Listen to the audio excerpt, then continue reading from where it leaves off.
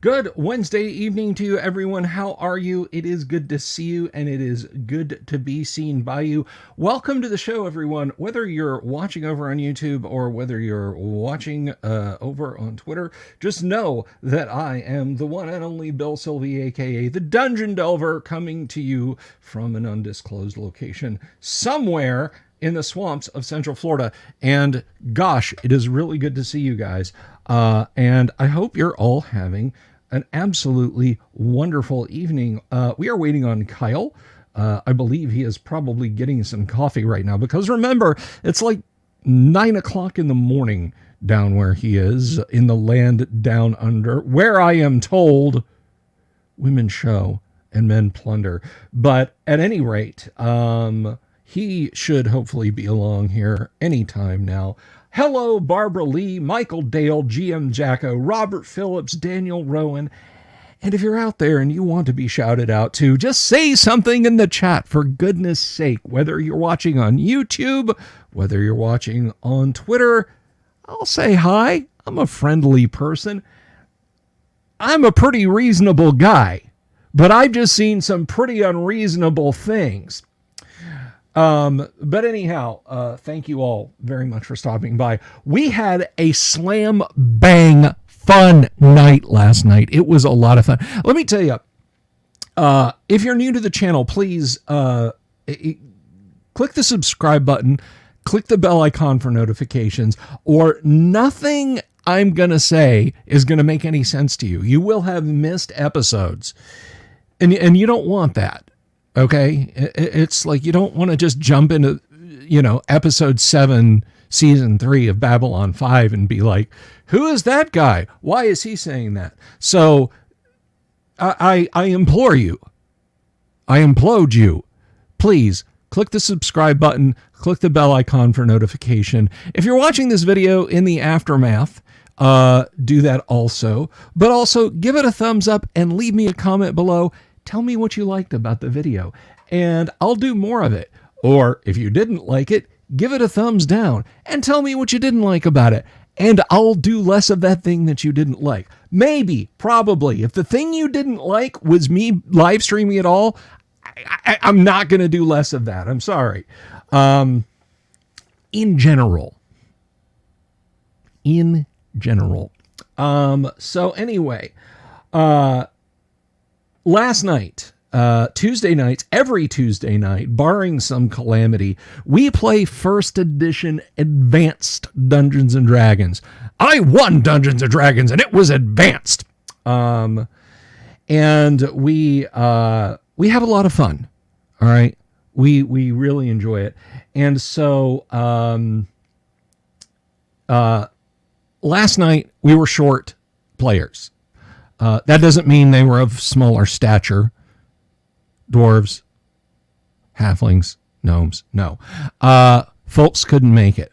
But I had a couple of folks who could make it, and Graph Paper Architect stopped by the game room. He pulled up to the table, and we played, and we had a lot of fun. It was a whole lot of fun. And now I'm going to tell you, like I tell those people, like I tell everyone, if you are just learning first edition AD&D, maybe you haven't played it in 30 years. Maybe you've never played it. Maybe you want to know what this whole OSR thing is all about. You could do a lot worse than to watch our games. And I know what you're thinking, Bill, that's boring. Why wouldn't I just play D&D? And that is a good question. That is a damn fine question. Let me tell you something. You do want to play Advanced Dungeons and Dragons, but if you watch our live streams, this is not some passive thing where you just sit back and you put your feet up and you're like, whatever. They're just kind of trying to do that critical role thing, because we're not. It is entirely unscripted, folks. I'm here to tell you that our actual plays of AD&D last night could have been a TPK. All right. 5 minutes in, all characters dead. We spend the rest of the session rolling up new characters. Could have been just that. But, as Dane Fortune would have it, it was not. Hello, Shinchara. Robert Phillips. And it can be, we don't have scripts. We don't do table reads. We don't have writers sessions. There are no story arcs. There are no seasons. We play first edition AD&D. All right. Nobody's going to go, oh, that's my favorite character. He won't die. No. And more to the point, and this is the part where it brings you guys back. All right. If you have a question, if there's something going on in this game and you don't know what it's about, you don't know what's going on. That's not how we used to do it when I played D&D back in 1981. Or that's not how we do it now. You know, I just play 5e in Shadow Dark. Or whatever. I've never played AD&D. Why does that work? Ask a question in the chat. I'm pointing in the wrong direction. Ask a question in the chat. So you ask a question, and I will do my level best to answer your question. I might not see it. It might scroll by. But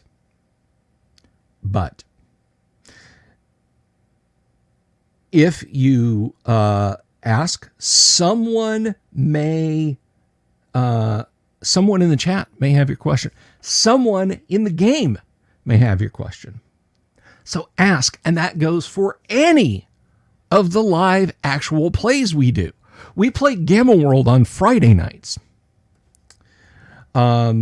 Jay Tyler saying, careful getting a lot of bass and distortion when I talk straight into the mic. You're not supposed to do what I was doing. I knew it would be kind of screwy. It was for effect. Barbara Lee, thank you for becoming a member. Thank you so much. Kaboom, thank you. Barbara Lee, I appreciate that. Veldster says, is it VLDster? How do you say that, my friend? Somebody make sure to get her decoder ring and her key card to the executive bathroom. Don't worry, Barbara. We have men and women executive bathrooms. It's fine. VLDster, Vladster, of course, Vladster. Blah blah blah blah. We play the D&D where fighters are real fighters with magic users. But yes, we play the D&D where fighters are fighters, magic users are magic users, and halflings are thieving bastards. Although I will say, Vladster, lest you think I'm being a pedant.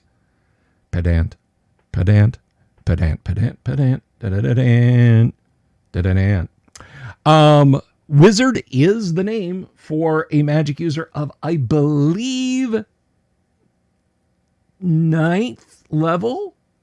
You know what? Let's look. Because we use level names in our AD&D games. Let's crack open the player's handbook, and I will let you guys know. You know what? Somebody's probably already gotten to it and said it in the chat. What level wizard is. So let's see. Because folks, I'm going to tell you what.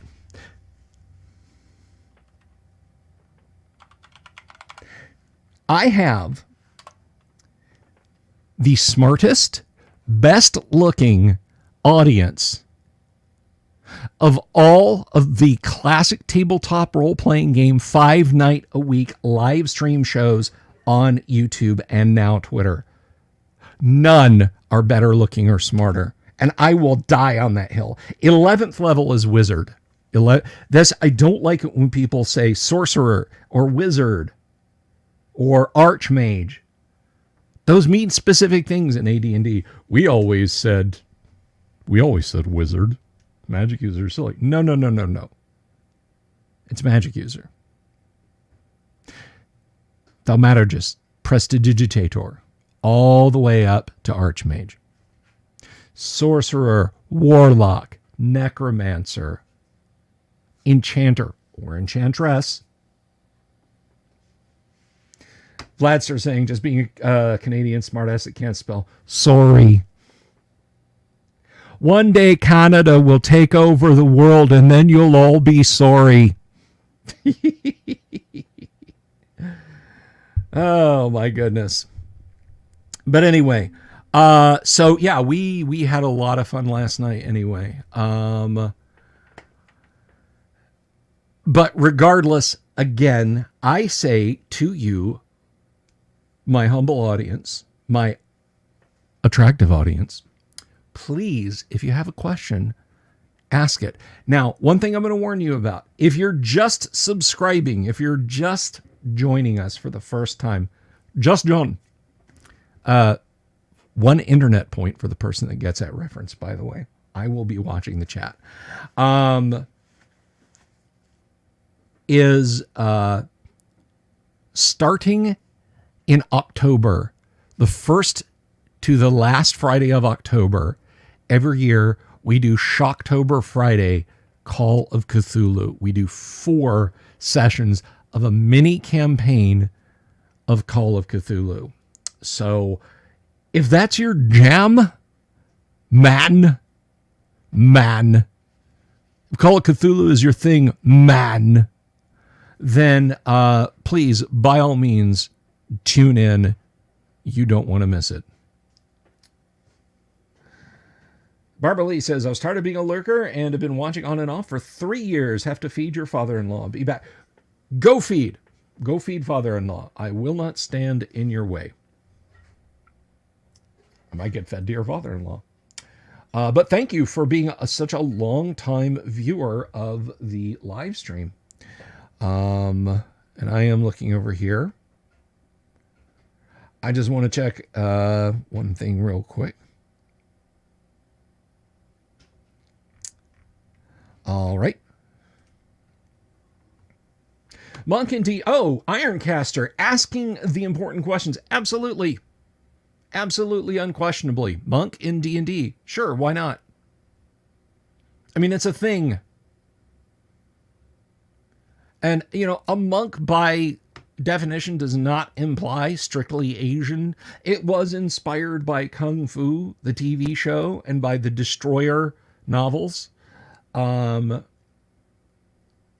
I mean, you could have a European style monk who's gifted in fisticuffs and practices such an ascetic lifestyle that he or she, their body and mind and spirit combine to become a weapon. So I am entirely 100% A-okay with the monk as presented in D&D. The color of shirt you put on them,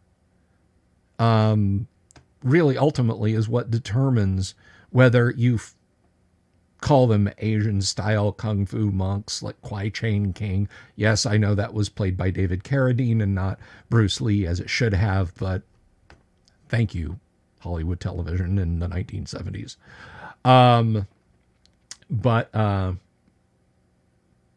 You know, regardless, Friar Tuck, you know, Friar Tuck and his staff who you go around whomping people for Robin Hood with, a classic monk.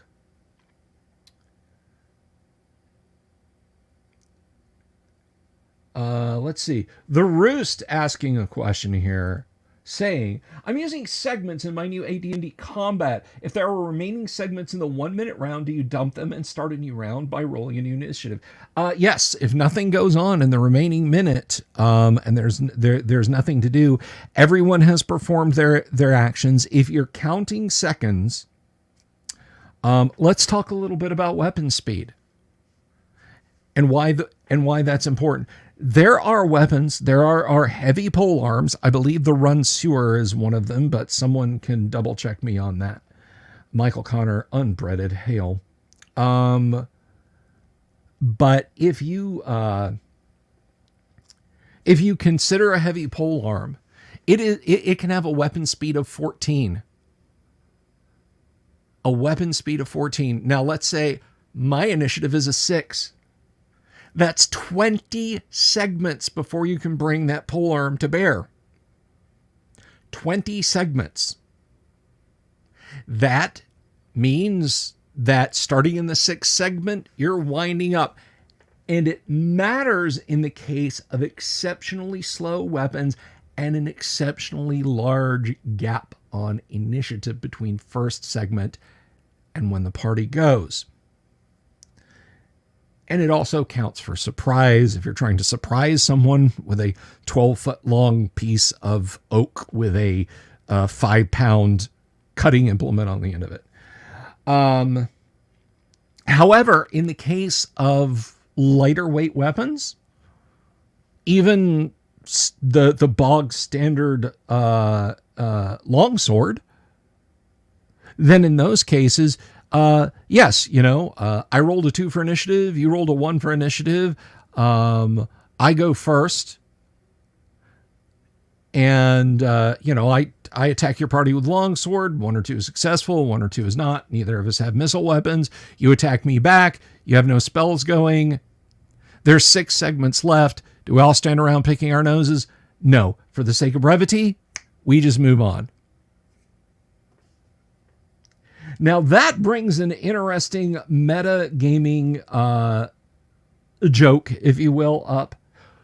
Who's collecting all those unused segments in the D&D multiverse and storing them up? When you think about that, they may be building a timeline for an entire universe out of the segments that you leave lying on the floor. Kind of like what happens to all the, they bring a basket of bread rolls to your table or breadsticks, pats of butter, little cups of jam, maybe a glass of water. Well, the glass of water will go down the drain, but, it's food. It's uneaten. What happens to it? Ironcaster. They're making a time bomb. I love it. I love it. And you are quite welcome, the Roost. You are quite welcome. That is what I like to do. That is what I'm here for. To answer your questions. We're still waiting on Kyle. He has not stumbled into the green room, coffee in hand. But I am sure that he will be along shortly. And if he doesn't, well, it'll just be me tonight.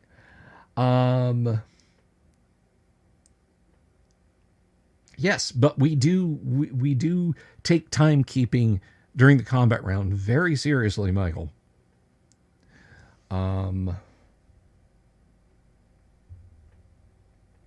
I feel like there was something else I was going to mention. Probably not terribly important.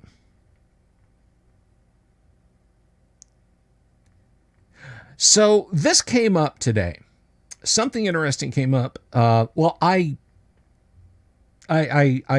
brought this up on Twitter today, and I thought all those extra essence and for time stop,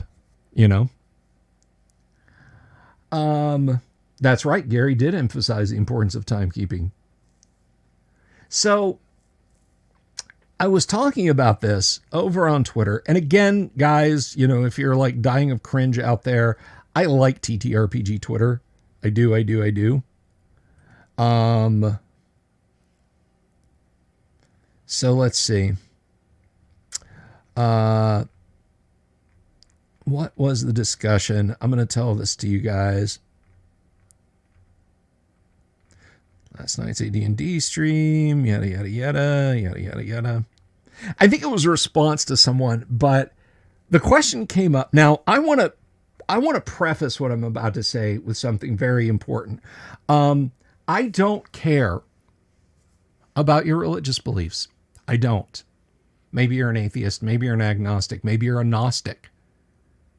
Maybe you're Eastern Orthodox.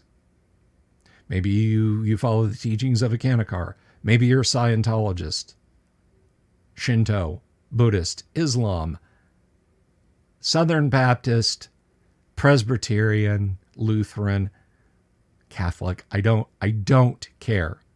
Don't at me. The question, because I'm not good enough to design an adventure that Rob would like. That is the answer to that question. That would pass muster for Rob. I write very simple dungeon crawls, very combative, swords out, lob spells dungeon crawls. That's why. Anyway, moving right along.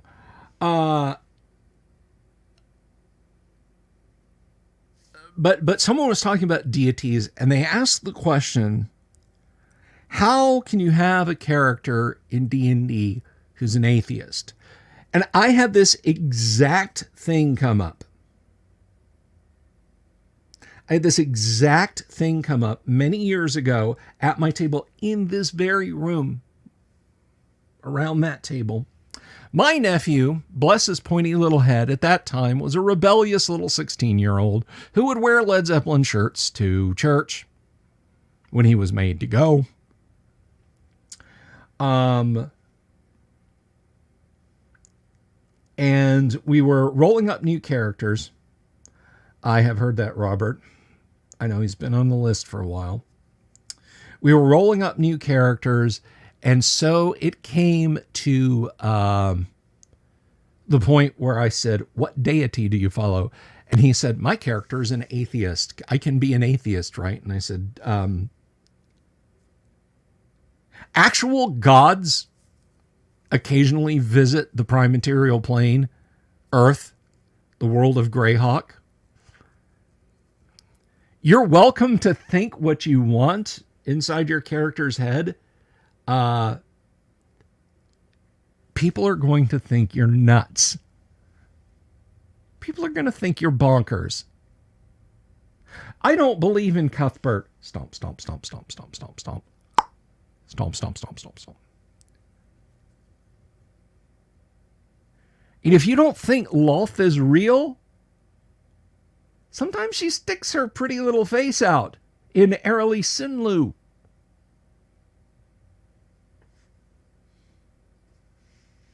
Say the name of you-know-who, and he'll show up.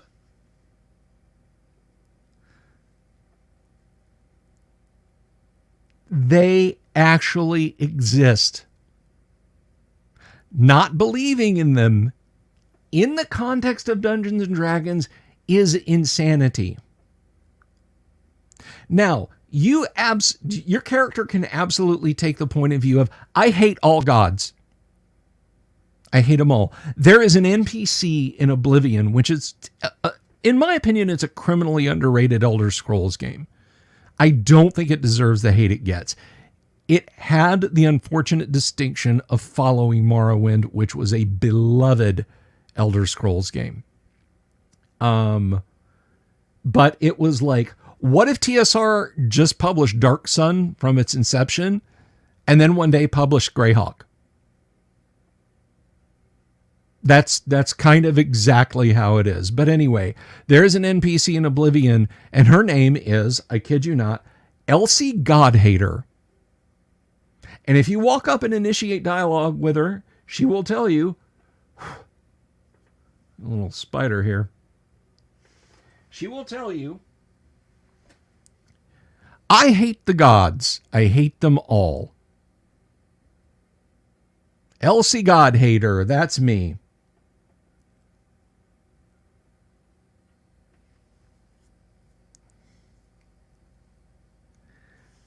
So, I mean, yeah, Ironcaster, the player believes dragons exist, but godlike beings are stretched too far. Yeah. Where do you think the chromatic dragons came from? Tiamat is not just a hydra with good makeup sense.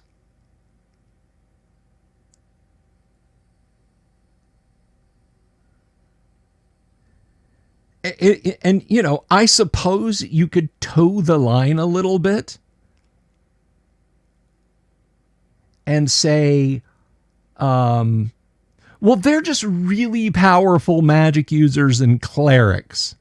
They learned how to travel to other planes. They've used magic to extend their lives, and they're pulling one over on mortals. And of course, that's not true. But your character is certainly free to believe that also. Your character is free to believe what they want. I am never going to lean on your character and say they don't think that. I will point out the absurdity of it. But it's like saying, I don't believe, my character doesn't believe in magical swords or any magic for that matter. It's all physics. A magic sword is just some alloy that happens to glow, and it's a preternaturally sharp edge. A healing potion, all that is a tonic that, it's like a fast, heavy painkillers in there, so I don't notice how badly injured I am. And it's got some stuff that promotes blood clotting.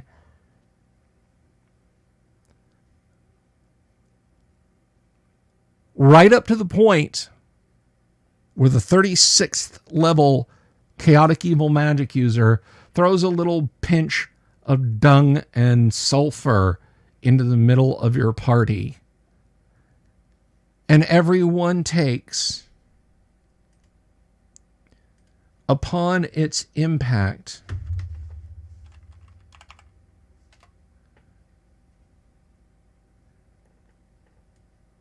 hopefully this will work.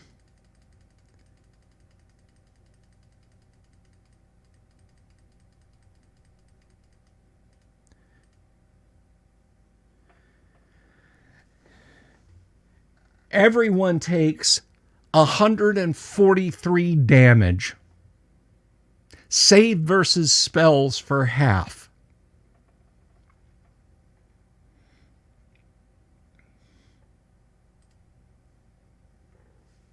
So yeah. Shinchara feels like there's the potential for a Monty Python sketch in there. Yep.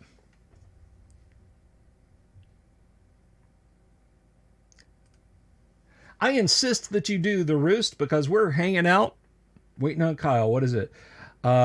Is a surprise round just a segment, 6 seconds? And if so, is that added to the full first round of combat, or is it totally separate? So let's talk about surprise.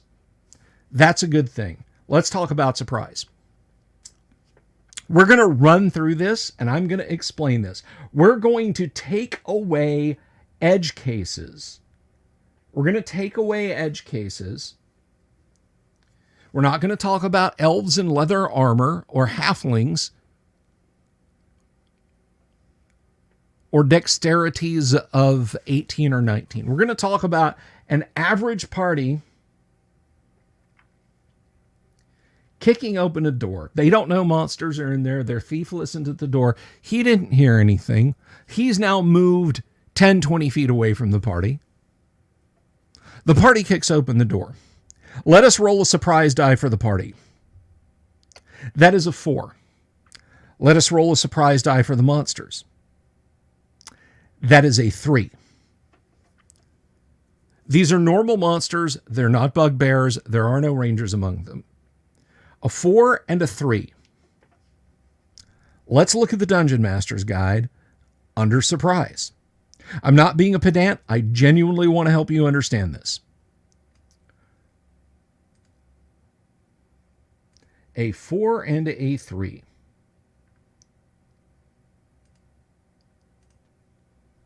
And I will put this up on the screen.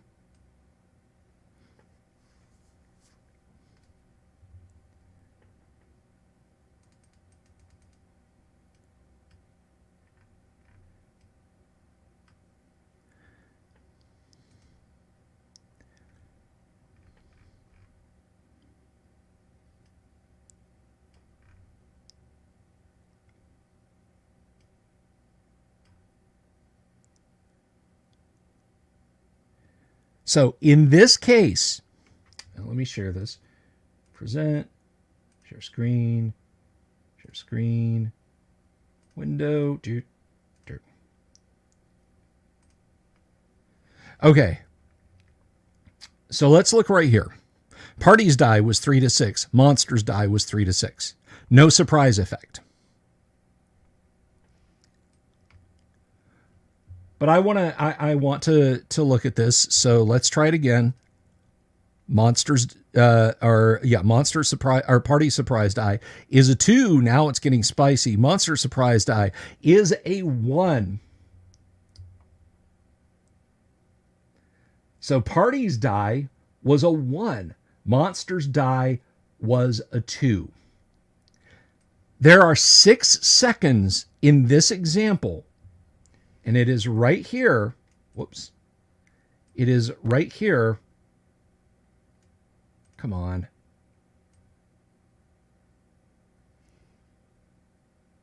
Where the party is surprised. Now, let's go over here. Surprise die difference 1, 2, 1, 3, 2, etc. Segments lost 1. In this segment, 6 seconds are going to elapse before the party can act. 6 seconds go by. A few heartbeats. If the monsters have missile weapons, they may hurl them, fire them, whatever them at the party, treating each segment as if it were a round. If the monsters, let's say they're goblins, and there's 10 of them, and they all have throwing axes, the rate of fire of a hand axe is 3. You see where I'm going with this? 30 axes hurled at the party. 30 axes. Now, let's say something more reasonable. Let's say it's 10 goblins. 5 of them have spears. 5 of them can hurl spears before the party can act. Also, while this is happening, their shaman in the back, or witch doctor, begins to cast a spell. He begins to cast protection from good. And if we flip over to the player's handbook, let's check something out.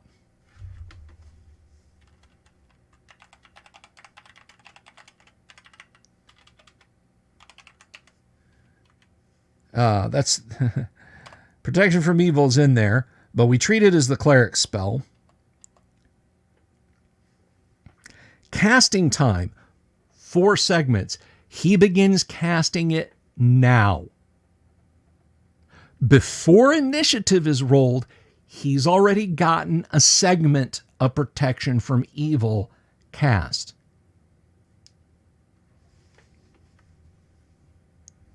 Now let's roll initiative. Initiative for the monsters. Ooh, it's only a 1. Initiative for the party. It is a 5. In the case of the surprise segment, because he started casting his his protection from good spell will go off in the 4th segment of this round because he's already started casting it. He does not get automatically deferred to the 5th. He's already started casting it. But let us say the party kicked open the door. The party's surprise dice was a 1. The monster surprise dice was a 6. That gives the party 5 full segments. And now you have to be careful. Remember, a round is 10 segments. So you might have people in the party say, I'm going to move across the room and I'm going to start attacking the goblin who's got a goblin holy symbol and a mace where the others have spears and swords and whatnot. Count the distance or estimate it if you're just doing theater of the mind. Look at the character's movement rate, divide that by 10. Count the number of segments of surprise that the party has and multiply that times 1/10 of the character's movement speed. 5 segments of surprise Character can move it 90 around or 9 a segment.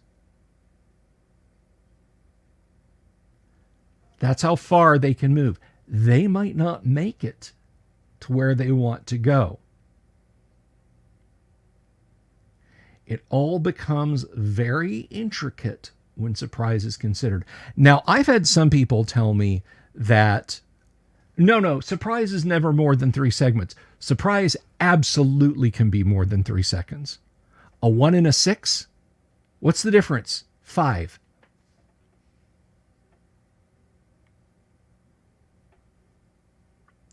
It absolutely can be. It is unforgiving. There is an old joke which I've tried to find it, but I saw it mentioned once. It was the joke was titled, or what have you, "Feather Me Yon Eldritch Thing," and basically it involved some serious cheese. So you take a ranger, double specialize them in bows, give them like +2 arrows, a +3 bow, or there may be +3 arrows, I can't remember, but the highest magical arrows that appear in the Dungeon Master's Guide and the highest magical bow. Make it a composite bow that he can use his strength bonus with. And then 5 segments of surprise, firing 3 arrows per segment. And I don't remember what it was, but I think like it came out to like maximum damage would be like 712 points. So you bet your bippy when you say it is it is unforgiving. And Jimmy Invictus thinks it's so much that he said it 3 times. Were those all your questions, the Roost? Because you said you had 2 questions and I wasn't sure.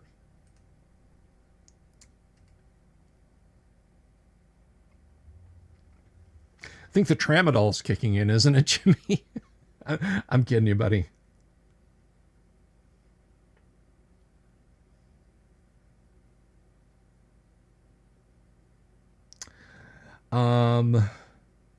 But anyway, that's what surprise can do in first edition AD&D. Find around and F out. Yes, I said it like that on purpose. But I will answer any of those questions for you guys while we wait for Kyle. I hope Kyle gets here shortly. This ambush thing is pretty strong. It's not a longbow. That's an MG42. Yeah, it's the mustachioed corporal's sewing machine. It's the minigun.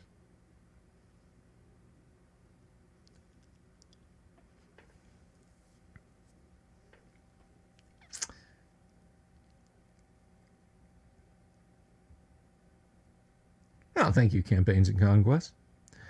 But anyway, that's fine. That's fine, Jimmy. I didn't take offense at it. I just figured, there's some kind of keyboard typo sort of thing happening there.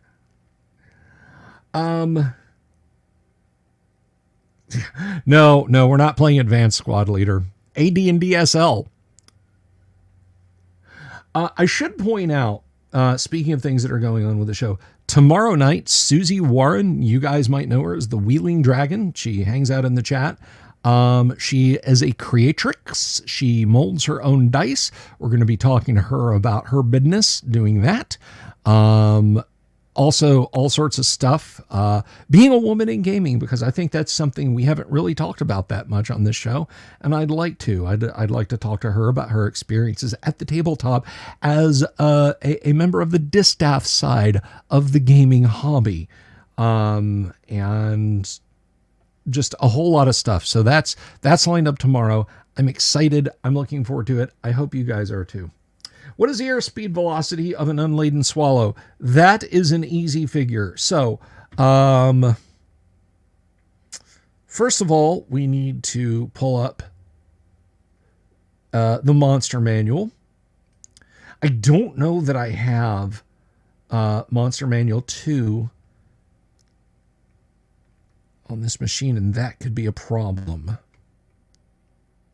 Maybe it's just in documents.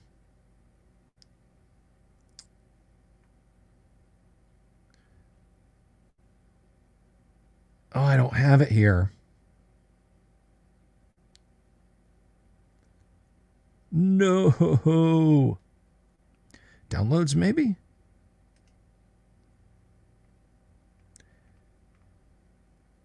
I am looking for... Okay, well, you know what? You guys are just going to have to trust me on this. I'm going to get the Monster Manual 2. So I don't think normal animals are just listed.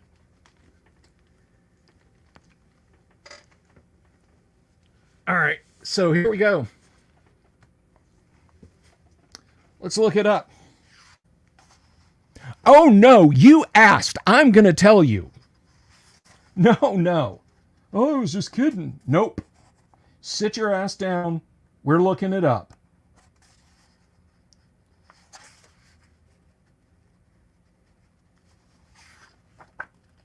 An unladen swallow. Probably just be an animal.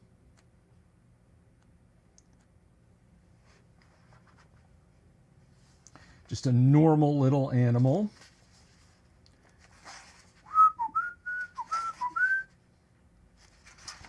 Maybe it's letter B for bird. The Roost says you're going to start DMing an S4 Lost Caverns of Schuant soon. You are jumping straight. You are going into the deep end. Good for you. Good for you. Do you come back and tell us how that went? I want to know.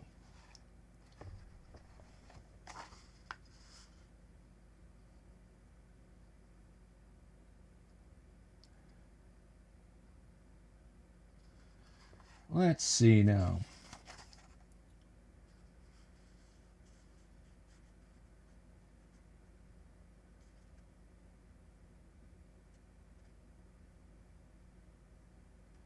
That's not the one. It's not, there's a sparrow. There's no swallow. You know what? Let's see. We can break this down a little bit easier. If it's not in the book, well, we'll just do what Gary did. We'll look up our resources. Can I get this in without damaging anything? Maybe.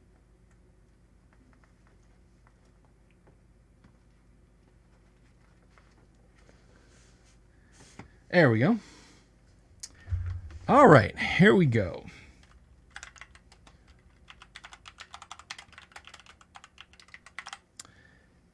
$31 to 40 miles per hour. Okay, let's figure this out. 31 to 40 miles an hour. Let's assume, so 31 to 40 would be 30 plus 1d10. You thought you were going to be a smart aleck. You thought you were going to just ask a silly question. 32 miles an hour, our sparrow is going.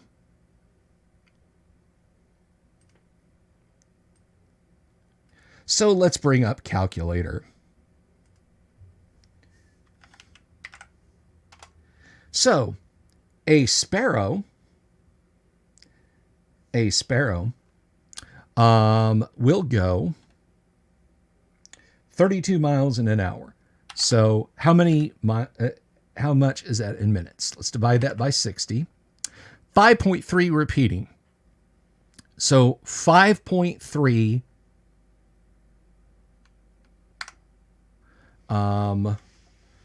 so that's 30 miles an hour divided by 60. So every minute it goes 5.3 feet. That means its movement rate is 5 inches per round. You're welcome. Now, if it dives on a character, dive movement is at twice its rate. So it moves 10 inches per round.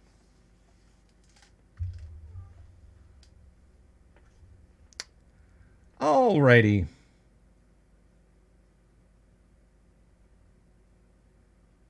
The Monster Manual 2 does not. Okay. Oh, that's okay, Wheeling Dragon. I was just putting these people in their place.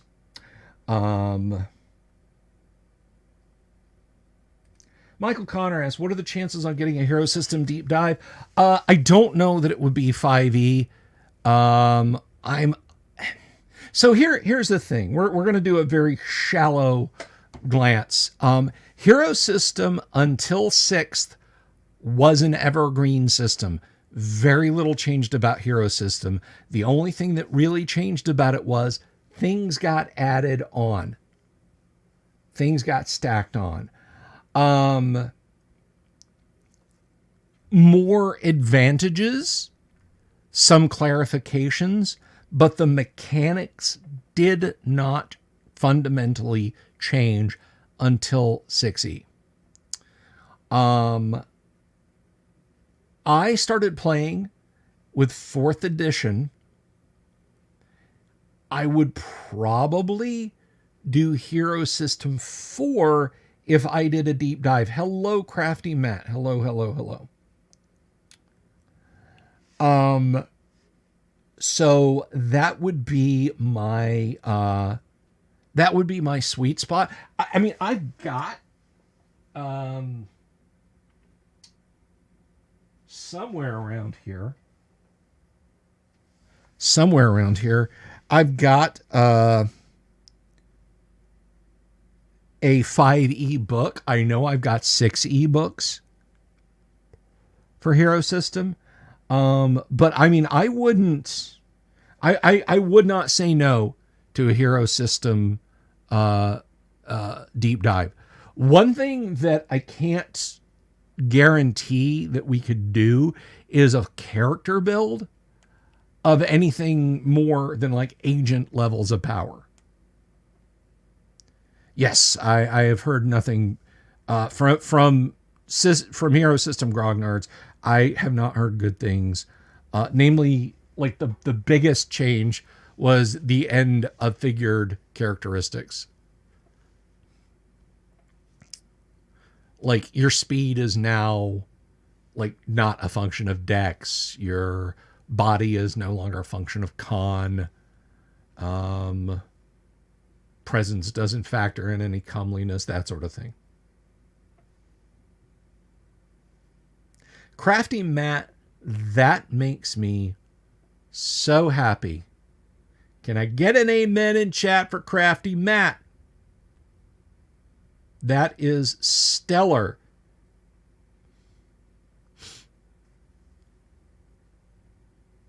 So,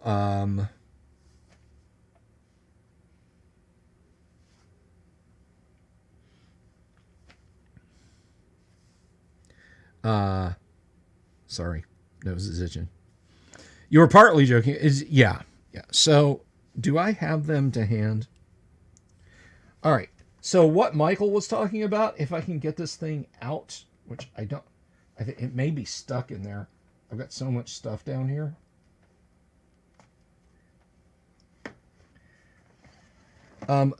This Badonkadonk book right here is the Hero System 5e revised rulebook. It's a big one. It's a big one.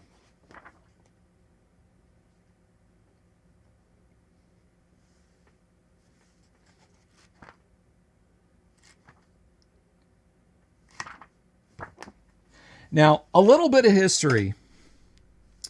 I will tell you guys. We're at 102 people watching this live stream. Thank you all so much. If you're over on Twitter, on X, excuse me, there might be people over there who are confused and going, why does he keep saying Twitter? What is Twitter? If you're over on X, would you please say hi in the chat?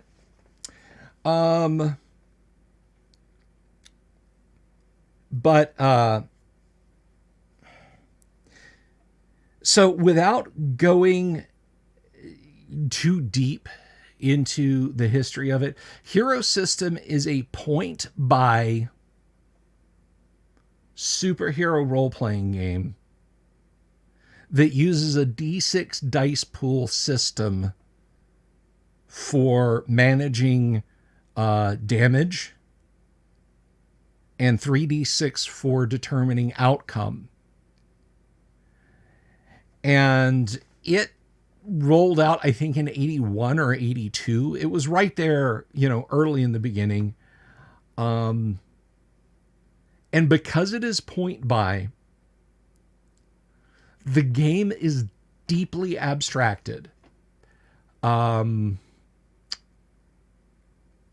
think of Cyclops from X-Men. There is no rule for eye blast. No, you would buy that as an energy blast that costs X amount of endurance, has X amount of range, and does X amount of damage. It might have limitations where, it does no knockback. We know Psych's blast knocks people back, but you can put limitations on it. And one of those might be always full strength, which sounds, like, why would you want, always, why wouldn't you want always full strength? There may be times when it's like, I want to push that button across the wall. Okay, but if you exceed the amount of body it has, it could blow a hole in it. That's right, Ironcaster. And that is correct. The book is big because it gives examples of building anything. And you can build anything. It doesn't mean you should build anything.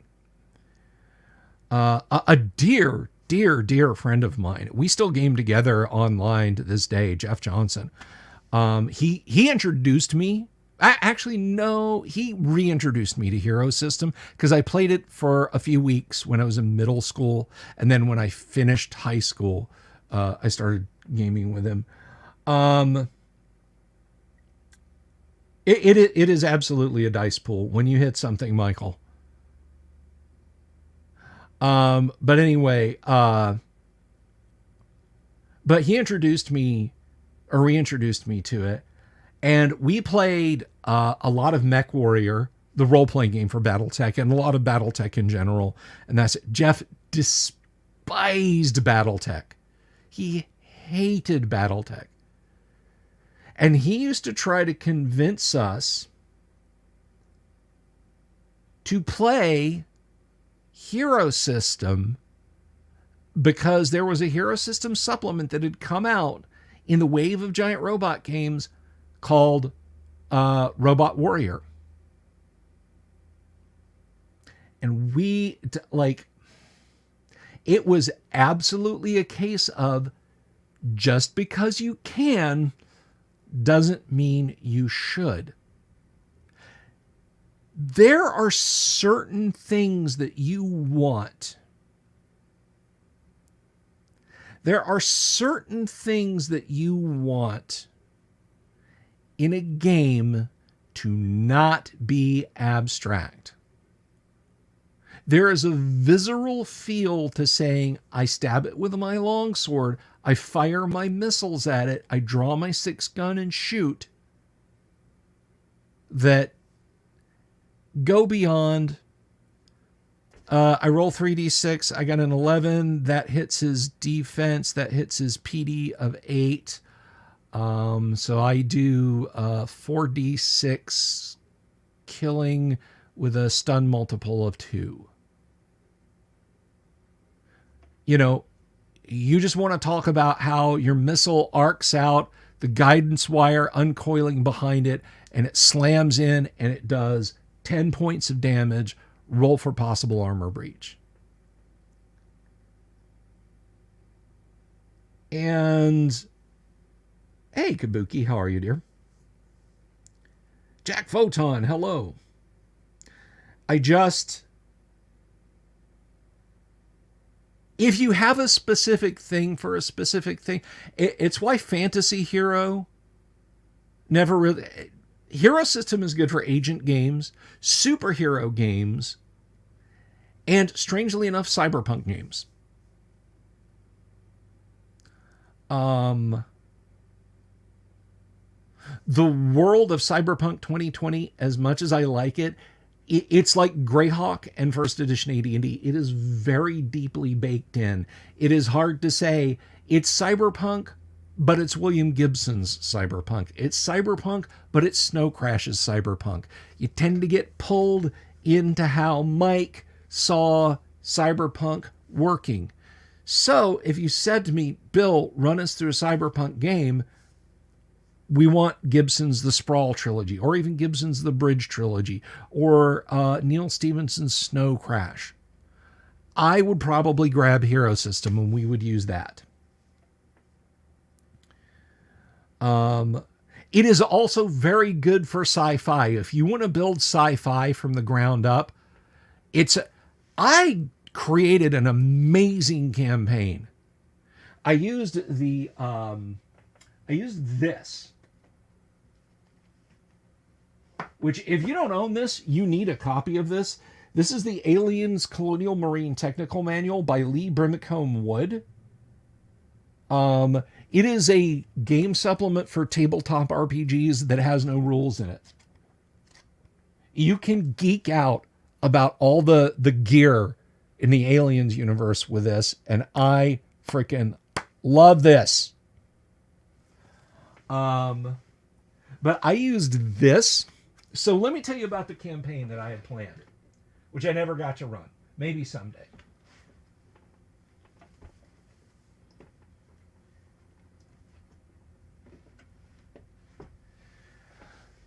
So the idea was that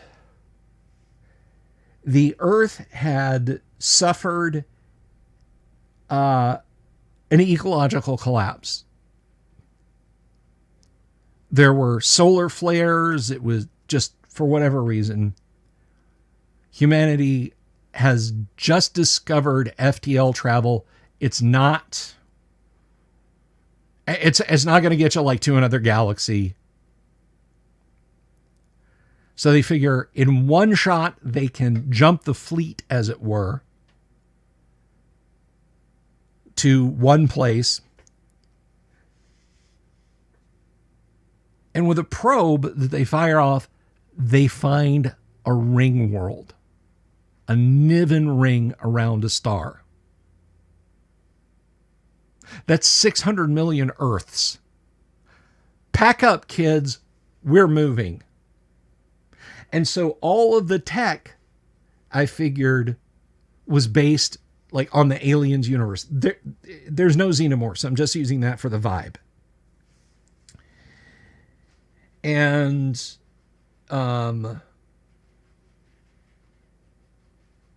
anyway, the jump, humans are landing on the ring, and they find out, yes, of course, there's already something living there that's similar to humans. Found it, and I was going to use the Tau from 40K, but it's not in the 40K universe. I was going to use the Tau as the aliens, and I was going to have a lot of fun with it, but I never got to play it. So, but the point of all that rigmarole is I was going to use Hero System because there was no one role-playing system that would do all those things. So I started crunching together the ships, the guns, the armor for the humans and for the Tau.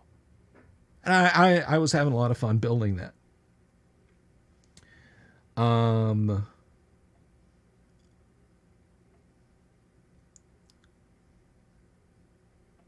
So anyway, that was my grand plan, to use the Hero System. Who knows? Maybe I'll use it someday.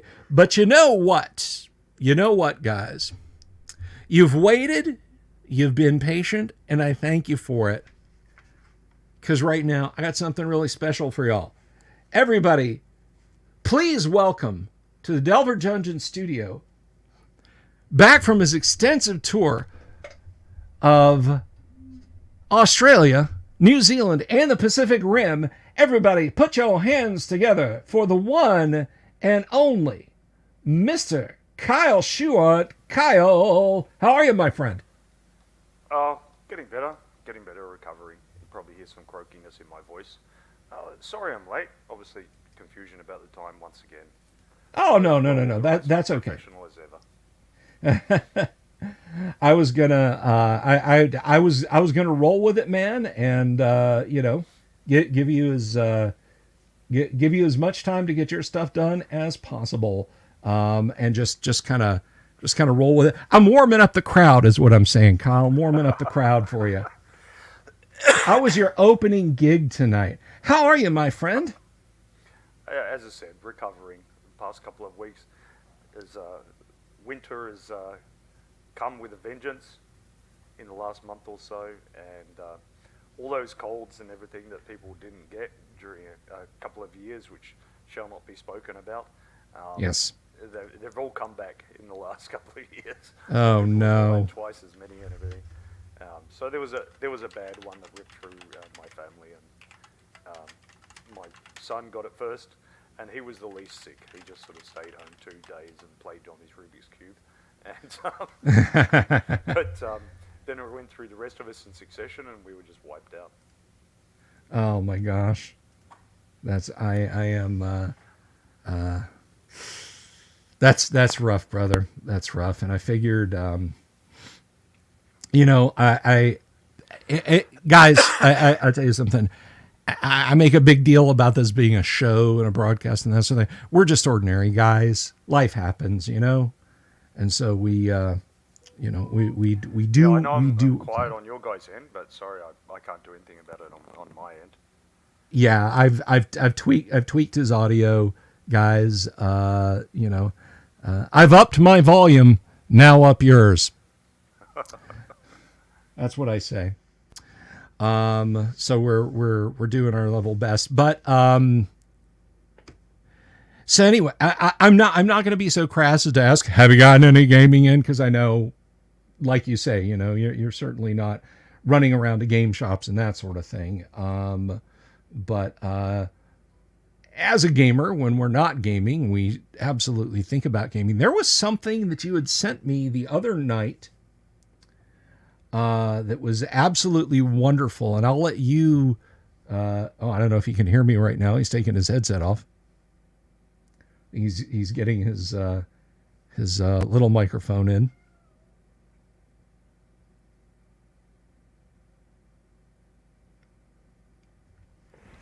All right, how's that, guys? Oh, that is much better. You are 5x5, my friend. So, funnily enough, the ones with a dedicated microphone don't work as well as just using the laptop microphone and my little mobile phone headphones. Well, we can hear you loud and clear now. It's wonderful.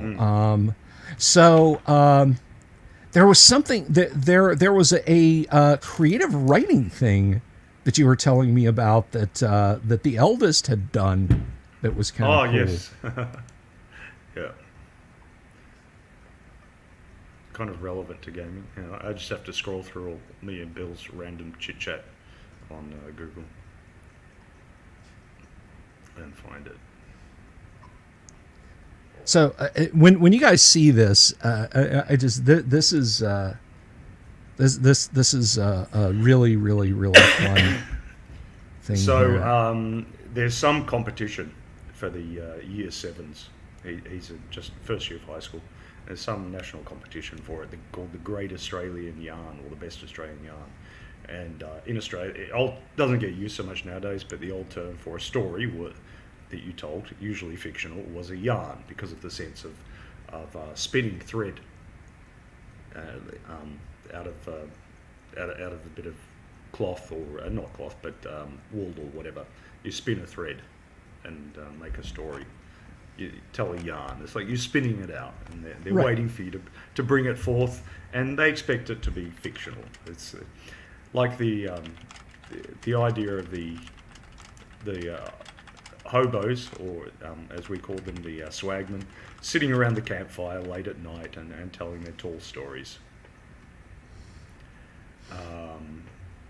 And so the schools put the kids on the spot for this. They had something like 40 minutes in class, and they gave them a writing prompt, and I think it was just the title was the writing prompt, and it was just like, okay, boys and girls, go for it.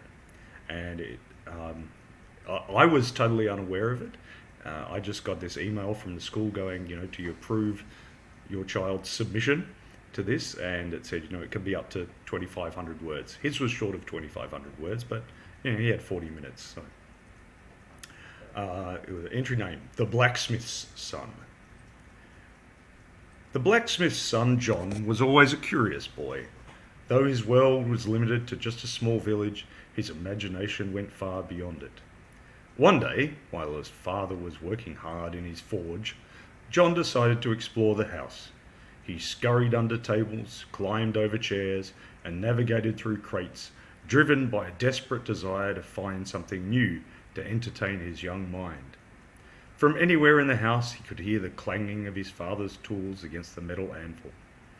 After an hour of determined exploration, John's adventure led him to the attic, a place he had never ventured before.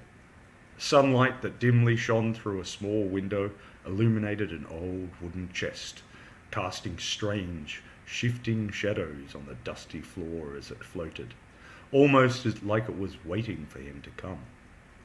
The chest seemed to glow from within. As John reached out to touch the floating chest, it fell with a sudden clunk that reverberated through the attic. His heart pounded in his chest, and the sound of the chest fall seemed to echo in the dim, vast space. Hesitating, his hands still outstretched, he watched as dust swirled around him like a ghostly essence. Taking a deep breath, he mustered up his courage and slowly lifted the lid. Inside, resting amidst a bundle of old, tattered cloaks, lay an object that seemed to pulsate with a sort of strange and magical energy. It was a weapon of unique design, its metal gleaming with an otherworldly light as it hummed in his hands. As he held it, a shiver went down his spine, and he felt a connection with the people who supposedly used this weapon previously, as if he were there when they used it. Just then, the floorboards beneath him groaned mysteriously. John's eyes widened as he realized the attic harbored a secret far more profound than an old chest. The hum of the weapon seemed to resonate with the very house, hinting at mysteries that lay just out of reach. John's adventure had only just begun. And when I shared that with Bill, he said, I want to know what happens next. Damn right I want to know what happens next. I want more of that. And I said that too, and I said it to my son, Zach, and he said, I don't know what happens next. He said, I only know how to start stories, not how to finish them. And I said, well, son, you would make an excellent dungeon master. He absolutely would. I am eagerly looking forward to the time when he will be running you through a game and I can join online. Kyle, you've gotten him up to speed, right? He's got the AD&D basics down pat. He's going to be doing that soon, right? Well, he's got basic D&D. He's got the basic idea. I mean, come on, how hard is it? Yeah. But that is a wonderful little story, man, and I quite like it. And I hope you told him how much I actually liked it. Daniel Rowan says plot twist. Chest is a mimic. I don't know what size hat I take, Jimmy. About I don't know, about that big. I've literally never taken my hat size, sir. I'll have to get back to you on that. But it's very evocative. I quite like it. And again, not to be too grabby, I need to know more. That is the best Australian yarn, to me. So I rather, again, I quite like it. It reminds me. Did you get a lot into Dragon magazine at all, Kyle? Yeah. Yeah, early on, Gary wrote a story called The Gnome Cache, which unfortunately he never finished. But it sort of kind of starts off a little bit like that, about a young man finding a sword, except This was- he... This Go was ahead. my son's first experience of D&D when he was 5. So, I love it. Absolutely love it. Is that the basic book with the choose your own adventure kind of part in it? yeah. And he has a little figurine. It was one of the WizKids ones. I think he had the rogue and the wolf or something. So yeah, he's a lot bigger now. So Yeah. Oh my gosh, I remember when he's... God. and yeah, it was 3d6 down the line. Let's see what stats he's got there. Zoom, enhance. Oh yeah, he had Fighty the Fighter. Fighty the Fighter. Love it. Yeah. Who had Strength 17, Dexterity 11, Intelligence 9, Constitution 16, Wisdom 8, Charisma 14. Oh, I think he might have actually had. We just copied out the stats from the game. I think he had that, and but he just renamed him Fighty.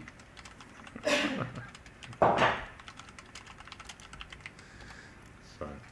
Well, that is awesome. And again, I look forward to hearing more stories about Fighty the fighter, or of his own DMing. You know, whichever comes first. Jimmy asks, ever had a huntsman spider move in? How about a bunyip in the toilet? No, there's been the occasional spider over the years in various residences. People use the Mortein spray, and that's famously the Mortein spray doesn't kill spiders; it just kills ants and things. People say that, and I say no, it's actually very effective at killing spiders. You just hold a lighter in front of it while you're... I was thinking, you just take the can and you bring it down on them a few times, but the lighter works too. No, they scurry a bit, so yeah. You have to. My daughter, my youngest, called me into her bedroom the other night. There was a wolf spider up on the ceiling. I have a very long-standing relationship with the wolf spiders in our house. Remain out of sight. Eat cockroaches, eat beetles, eat ants. Don't ever let me see you. If I see you, your life is forfeit. And well, she saw this one, and that's as good as. And I know, Kyle. I know for a fact I hit that thing with a shoe, and it like froze up. And I moved the shoe back, and it took off again. I was like, and I mean, it was straight into the shadows, and I was like, all right, Rose, grab your pillow, grab a blanket. You can sleep on the couch tonight. The bedroom belongs to the spider. Well, my eldest, who lives elsewhere, once messaged me late at night that there was some big ass spider going around in a room, and terrified of them, which I was previously unaware of. But I didn't know her phobia was that great, and. She was like, "What do I do? What do I do?" And I said, "Just swat the bastard." But she was too scared, so I told her to get the vacuum cleaner. So I vacuumed it up, and then she was all, "Oh, but what if it's still alive inside the vacuum cleaner?" I assured her that the process of being drawn down the... Yeah. And I said, if it really worries you, just leave the vacuum on for another 5 minutes. Yeah. That'll do it. It's deaf and disoriented. It's not going to find its way out. It's been subjected to multiple gust of wind spells. Yeah. So. Yeah, exactly. I will say, so in this very room, before I turned it into this geek hive, just a few feet away from where I'm sitting now, I came out here one night. This is just like probably even the same year we moved in. And my lawnmower was sitting in here because this is a divided garage, but there's that door, and I can take the lawnmower was small enough I could take it out there, the side door over there. And I'm moving around, and I look, and under the edge of the lawnmower, I see like this twinkle of red and green, and I'm like, is there like tinsel under there, or glitter? What the hell is that? And I bend down and I pick the lawnmower up, and that was my first encounter with a wolf spider. It's about this big. Well, with the legs, not his body, obviously. If his body was this big, I just would have burned the house down and said, "Hey, Colleen, come outside for a second. Watch this." Gasoline. But I grabbed a shovel. Yeah. And I brained him. Same thing. He was just kind of bunched up for a second. And he uncurled and jumped at me. The little bastard took a shovel blow. And then I dropped the shovel and ran. And I was like, you know what? You can have the garage. The garage is yours now. This is clear. I cede this territory to you. Scariest gosh darn thing. I heard a rumor that a long time ago in a foreign shithole far, far away, there was an instance where a bunch of grunts, camped out in the 30 by 30 tent, had stretchers and all the rest, and this big ass spider appeared about the size of a small dinner plate across with its legs. And when it was seen, these big tough grunts who were used to carrying around about 75 pounds of gear and had been shot at and shot at people and explosions and all the rest. The first one to see this squealed like a little girl and leapt up onto his stretcher on top of all his gear. And the spider, hearing that sound and responding to sound as they do, moved away from the squeal and towards another soldier, who then squealed himself. And so there was spider tennis across the room. Until finally the spider came up to one fella, Sven, who stomped on it, and it was a bit kind of wily coyote underneath the boulder, it was underneath his body, right, the legs sticking out. And somebody said, "Sven, how can you do that? And what if that thing was endangered?" And he said, "Well, it's fucking endangered now." Yay, Sven. Thank you, Sven.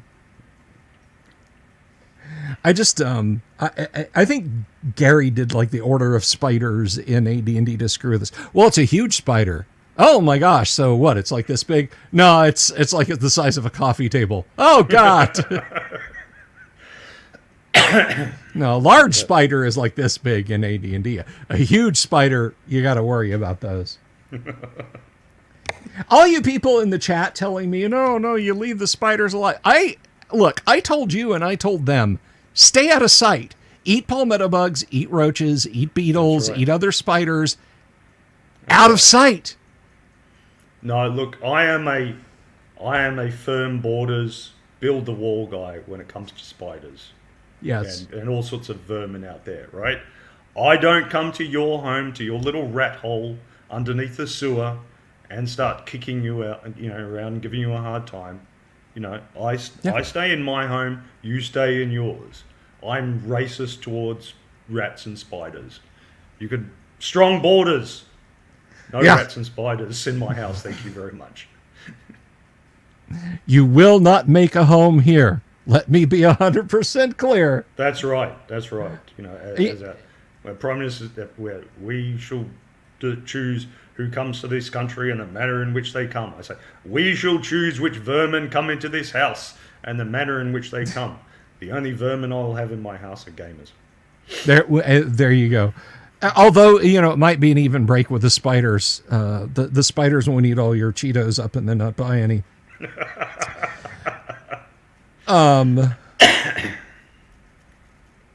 Yeah, I have somewhere on the shelf of glory. I've just got to check the oven for a sec. Sure. I was just to tell you guys, and I'll repeat this when Kyle gets back. On the shelf of glory over yonder, I have some AD&D huge spiders, miniatures painted. Someone once jokingly said, "Hey, ever put one of those on Colleen's pillow?"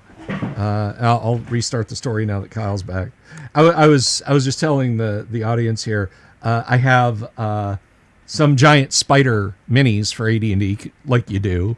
And someone once jokingly said, "Hey, you ever put one of those like on Colleen's pillow?" And I'm like, "No, because I don't want to be murdered. I don't want to be beaten to death with a nightstand." Ever put one on her pillow? Good Lord. Well, I heard someone put it recently, that if you lock your dog and your wife in the boot of your car and then come back and let them out in 2 hours, you'll find out which one really loves you.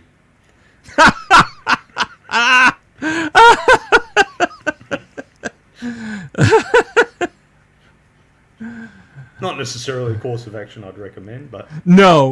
We anti-spider flamethrowers, putting your wife in the trunk of your car, not endorsed by the Delver's Dungeon by any of us here.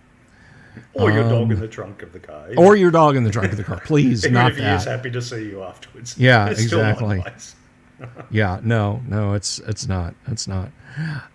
Your kids, on the other hand, may have it coming, but I remember back when we had an incident here in Florida, and this was a tragedy. There was a young man who was he was carjacked, and his assailants threw him in the trunk of the car and drove around in the summer in Florida all day with him in the trunk of the car because they thought it was funny. With predictable results. That fall, completely in a vacuum, I don't think anyone really thought of this, but somebody came up with a great idea. Hey, what if we made a rubber hand and like a shirt sleeve, put a shirt sleeve on it, and you can close that in your trunk. Like your trunk will hold it because it's just rubber and it'll look like that. Yeah, somebody, I remember seeing the news report. Somebody here in the Central Florida area had one of those, and they got pulled over by the police, and it was... There's definitely probable cause there. It was the first time these had really come out. And yeah, you're right. It was probable cause. They got a very, very, very stern talking to by the law over that. It's a little less so now, but anyway,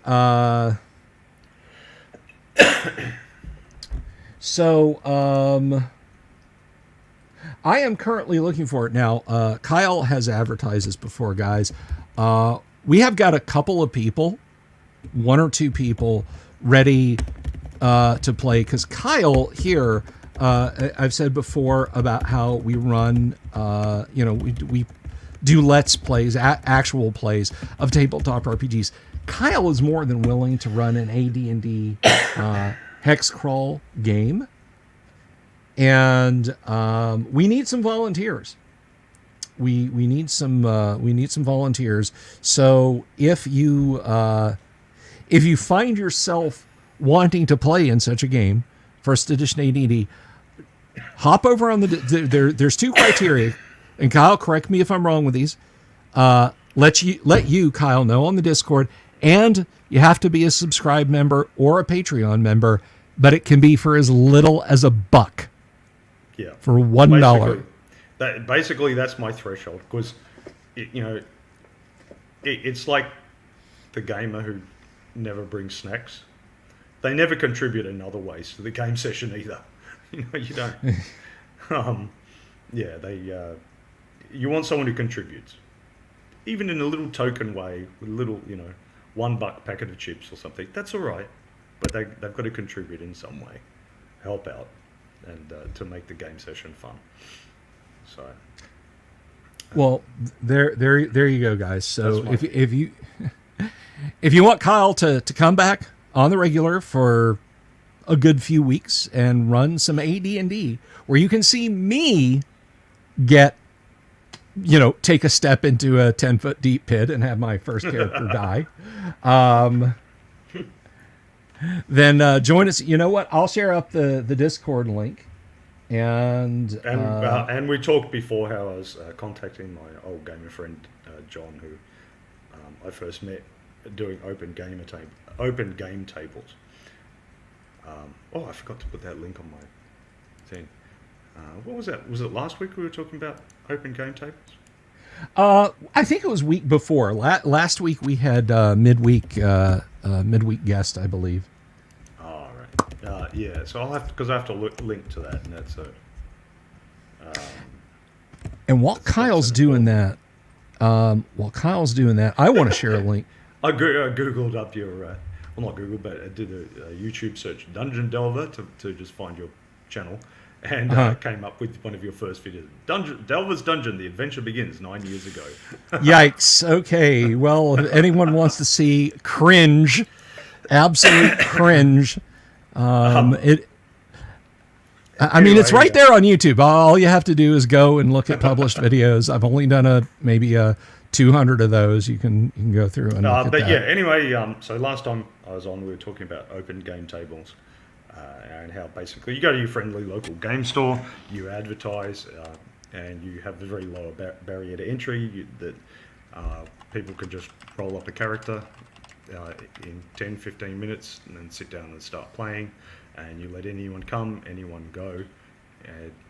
Within a month or two, you find that you get a bunch of regular players, and after a little bit, you shut it off.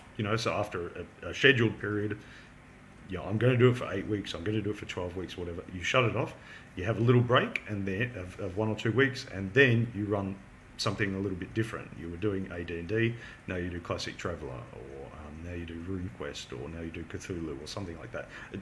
Definitely an old school one, mainly because most, not all, but most of the old school ones are more accessible. The person could just sit down and start playing. Obviously there's exceptions like Aftermath and Twilight 2000 and stuff like that, or Hero, or the first edition one, which takes a bit longer to get started, but most of them you can just get going within 15 minutes. So I've done that previously, and it was quite successful. That all got interrupted by lockdowns, pandemic, and all that nonsense. And then all of us have been recovering since in various ways. So, and then my own business, I run a garage gym business, and that's been busy, so I've had to juggle some things. But I'll now have Wednesday nights free, and my old friend John is going to join me, and we'll see if we can get some other people to come along. Maybe just our, if nothing else, our sons. His son's 15 or something now, and mine's 13, and they're both into it. So as long as we don't keep them up till like John and I used to go out for coffee afterwards and wouldn't get home till midnight or something. So right. we probably shouldn't do that to our poor sons who have to get up at 7 o'clock to go to school. And speaking of simple games that are easy to pick up, I did want to point this out. I want to share this right there.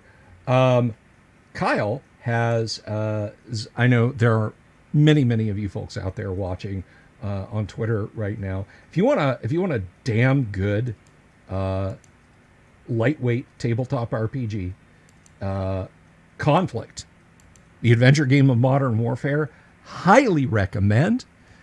We have played this here on stream to much fun. So you should definitely pick this up. It is available on drive-thru, but this is the print copy that you can get on Lulu. And there is my copy. It is lurking back here. I can kind of give you guys an idea. I know a lot of folks have picked this up, but you should definitely pick up. I'm a thumbnail size right now. You guys can't see that, but I'll show it to you after you all get a gander there. Yeah, absolutely, you should check out Conflict. If you're familiar with a game like Traveller, any early lightweight RPG, what I love about this, and I told Kyle right off the bat, was this fits in a cargo shorts pocket. I can take this to the park with me when I'm walking the dog, and just kind of leaf through it. So I just got to be careful and not leave it on the park bench by accident, or else in this day and age somebody might think it's a manual for something. But no, this is a great little RPG. The link is right there. Please pick up a copy. It's good stuff. It's really good stuff. It just uses D6s. Yeah. You don't have to go digging. In the same way that Classic Traveller ripped off original D&D, I've ripped off Classic Traveller. There you go. Well, that's too. Not many people know it, but he actually, like he says it openly in interviews, that he literally sat down with the books of original D&D and said, "Okay, I want a sci-fi version of this. What do I need to do?" And he went through chapter by chapter. This is something I can't believe I didn't bookmark this, Kyle. On that same front, I've been greatly enjoying TTRPG Twitter, as I've said before. It's a goodly amount of fun, and I found I occasionally converse with grognards in Japan. There are actual OD&D, basic D&D, first edition AD&D, classic traveler grognards in Japan. I don't mean expats. I don't mean people from Australia or the United States. I mean Japanese Gen Xers, guys our age who play classic AD&D, and I think that is the most wonderful thing. And when I see their posts come up in Twitter, they're all in the Japanese language, and I'll throw them in Google Translate. And I saw one come up, and I thought you would find this really interesting. And I wish I had the link. But I clicked translate on it. There, way back in the 80s, there was a fantasy RPG that debuted in Japan that had just a few number of stats, and just like Traveler, damage was 2 stats when you took damage. Mm-hmm. It nicked away at stats. And correct me if I'm wrong, but isn't it if any one stat reaches 0, you're unconscious, and if That's another right. one, okay. So the first one on down, it's just 3 physical stats. There's no damage to mental stats, but there's 3 physical stats: strength, dexterity, endurance. If any one reaches 0, you're unconscious. 2 reach 0, you're seriously wounded, so it will take some time and medical help for you to get better. And then 3, you're dead. Right.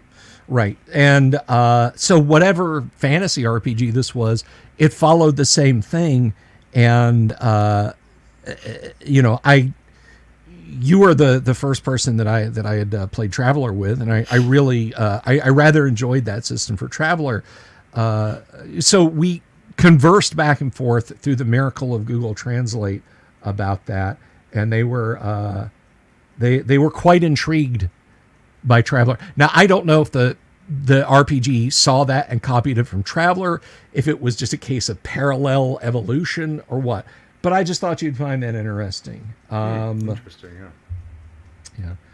Kabuki says...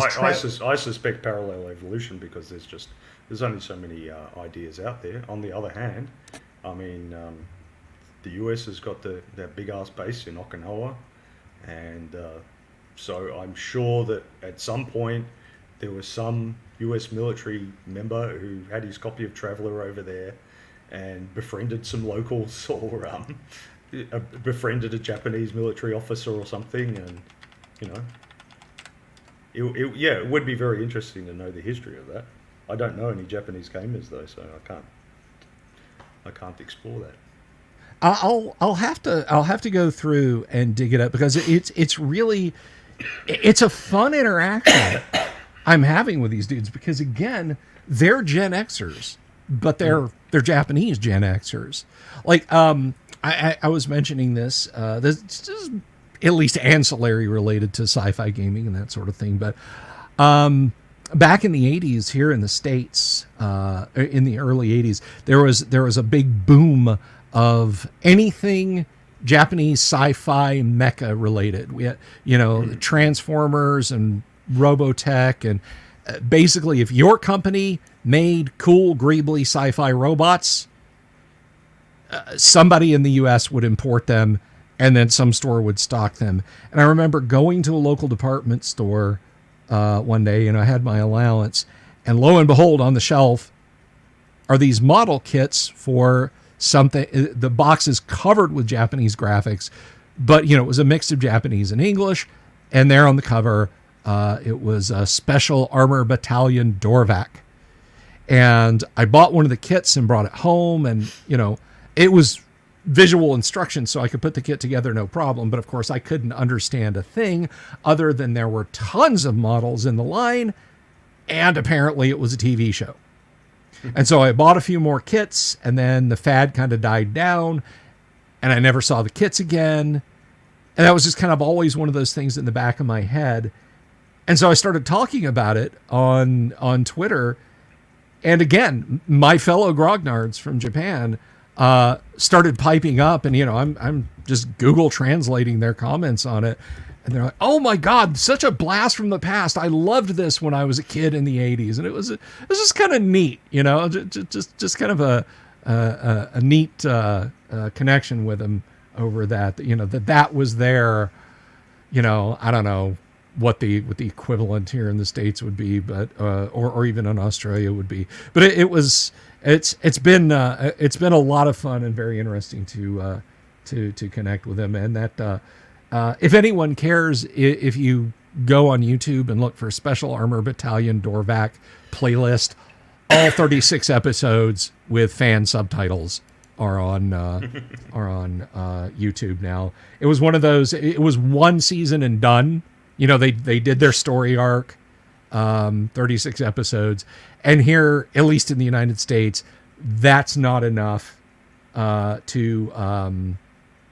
is not at all enough to get a syndication deal. So it never would have come here. Shinshara says, the West gets giant robots and anime. Japan gets succubi.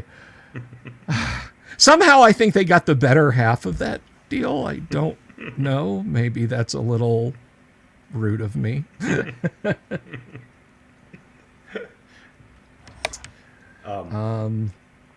Let's see. Elliot Vernon says, what is it? The Order of Traveler books are based on OD&D, but many of the rules come from GDW's En Garde, mixed with Tubbs' Dumarest of Terra novels. I'll take... Kyle, did you know that? I will take Elliot's word on it. Yeah. I can honestly say I've never read Dumarest of Terra, so...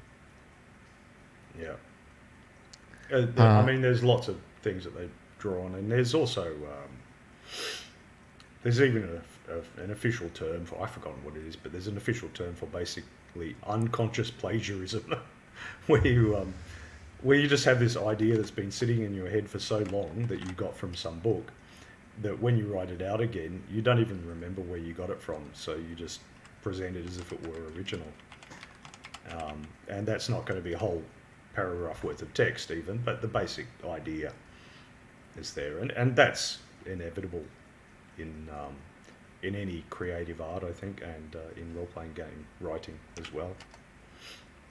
There's not much original, and that's why I just embrace the theft of ideas from movies and books and all the rest. I've had more than one campaign where the players reach a certain point and they go, "Hey, this is that movie, you bastard!" So. Yeah, I mean, if you were a student of Northern European myth and history, and suddenly you'd be throwing paper darts at Tolkien. Yeah, exactly. Suddenly there's this book come out from this fellow who had written something for the Oxford English Dictionary and had written some literary papers and that sort of thing. And suddenly you're like, wait a minute. This is just the Ring of the Nibelung. This is just the Kalevala. You plagiarizing so-and-so. Poul Anderson takes a gentle poke at the professor in The Broken Sword, because the names Balin and Dvalin, of course, they're the names of famous dwarves in The Hobbit and later Lord of the Rings. And I did the vocal flex there. We asked the Biden administration, what's going on with The Hobbit? We investigated. Here's our answer. So in the introduction to Three Hearts and Three Lions, planting his tongue firmly in cheek, Poul Anderson said, well, Tolkien stole from Northern European myths, so why can't I? So here's Balin and Dwalin. And if anyone asks me, is this the same Balin and Dwalin in the Lord of the Rings? I'll wink and tell them, yep. I always loved that. So yeah, you're absolutely right. You know, everything old is new again. Yeah. So speaking of that, and we were talking about conflict. I'm not going to be so crass as to say, well, Kyle, when? Because again, you know, stuff is what it is. But will we see a book beta for conflict? It would be Bravo. Bravo. I'm sorry, book the Bravo. military alphabet. Yes, I would hope so, but we need more playtesting. That's one of the reasons I'd like to have an open game table, because basically, I'm not going to get like a game group of strangers to be able to, you know, to be willing to playtest my conflict vehicle rules or whatever. That's not going to happen. But if I can get them to do something else first, then once I've cooked them in, it's like there was this movie back in the 90s with Isabella Rossellini, Minnie Driver, Stanley Tucci, and Tony Shalhoub. And the latter two were a couple of Italian migrants to Philadelphia in the 1950s who started an Italian restaurant. And they weren't very successful because the chef was very much this is the way it must be done, you know. This is the pure Italian way, you know. And then there was another Italian restaurant owner up the road, played by Ian Holm, of Bilbo fame, who he had like steak and chips on the menu. And you know, they say, how can you do this? How can you put steak and chips on the menu in an Italian restaurant? And he said, first, you give them what they want. Then, when you have them here, you give them what you want. I like that. I like that mindset. But first of all, I know you and I have discussed this. It's been a minute or two. I just wanted to draw an answer out of you here on the show. But I better be, my name better be graven in brass to play test Bravo. I have tank minis, Kyle. I have tank minis waiting to be used. But so far, I've just got people who like rolling their vehicles.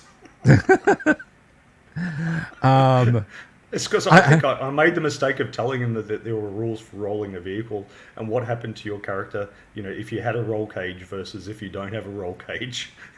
Stuff. So I think they've enjoyed pushing the envelope of those hard turns on the mountainous roads. And I would make a crack about, well, okay, tanks, you're not going to roll. The MRAP, the Striker MGS, the Striker, among the many reasons the U.S. Army got rid of the Striker MGS was it has this tendency, if you're on anything more than like a 3-degree grade and you rotate the gun left or right and fire it, it will ass plant. It will literally, you know. Hey, we've got something that's basically an 8-wheel moving van. We put some Kevlar plates inside and some face-hardened steel on the outside. Let's put a tank gun on it that fires NATO standard high-pressure rounds. But nothing can go wrong. I mean, the Striker itself is a fine wheeled armored vehicle. It's just, let's put a tank gun on it was...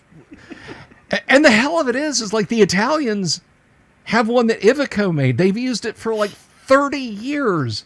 And it's fantastic. Lots of other countries have done labs. I mean, there's the ASLAB. You guys put a 90 millimeter on yours, but the Army's like, no, we're gonna do it. We're gonna do it the Army way, which apparently is not the right way. But I'm getting far afield.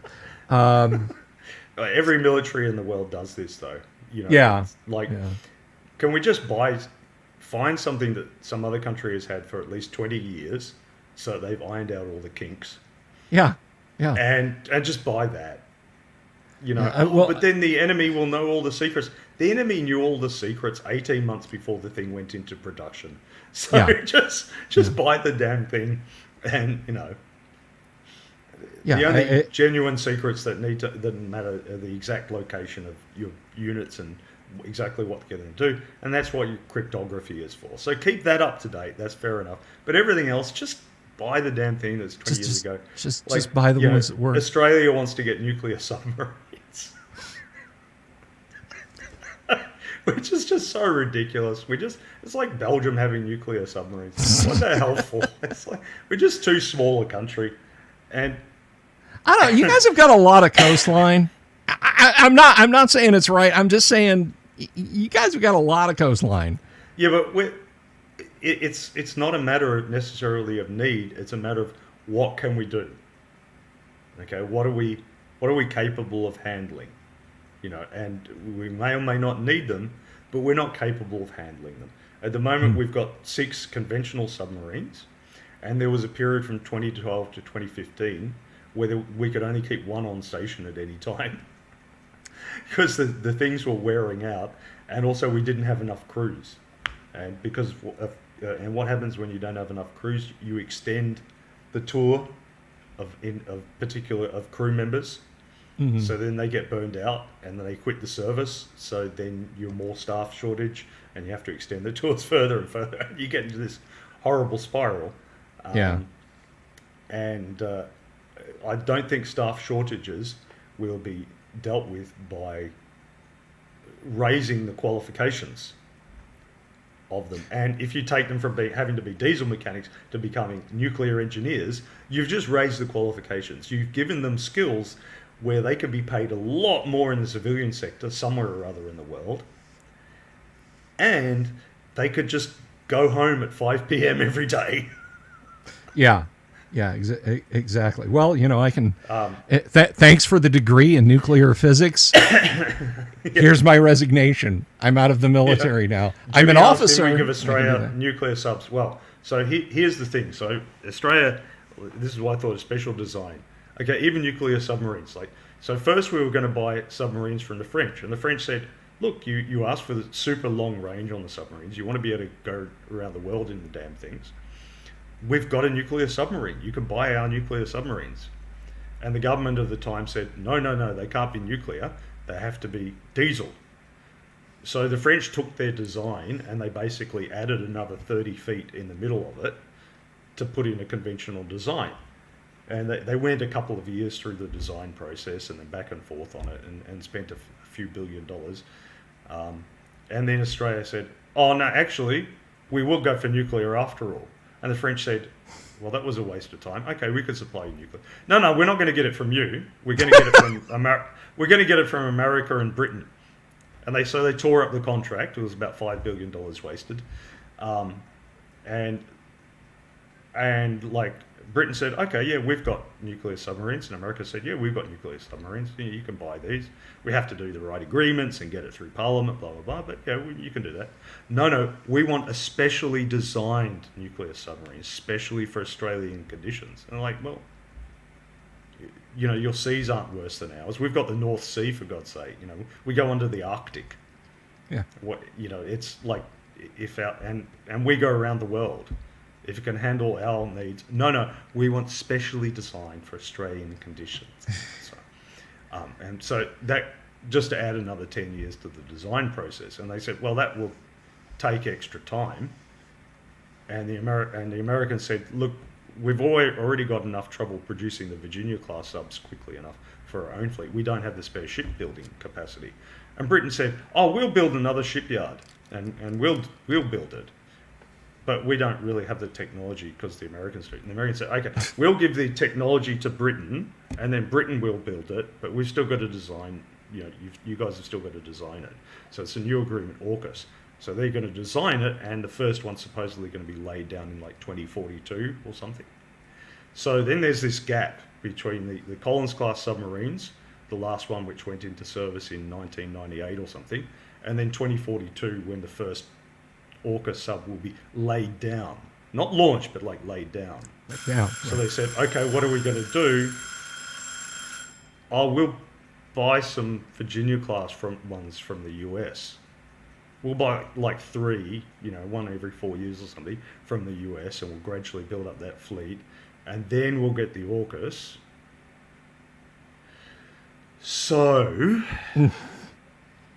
and then the Americans go, oh yeah, great, okay, oh, hang on.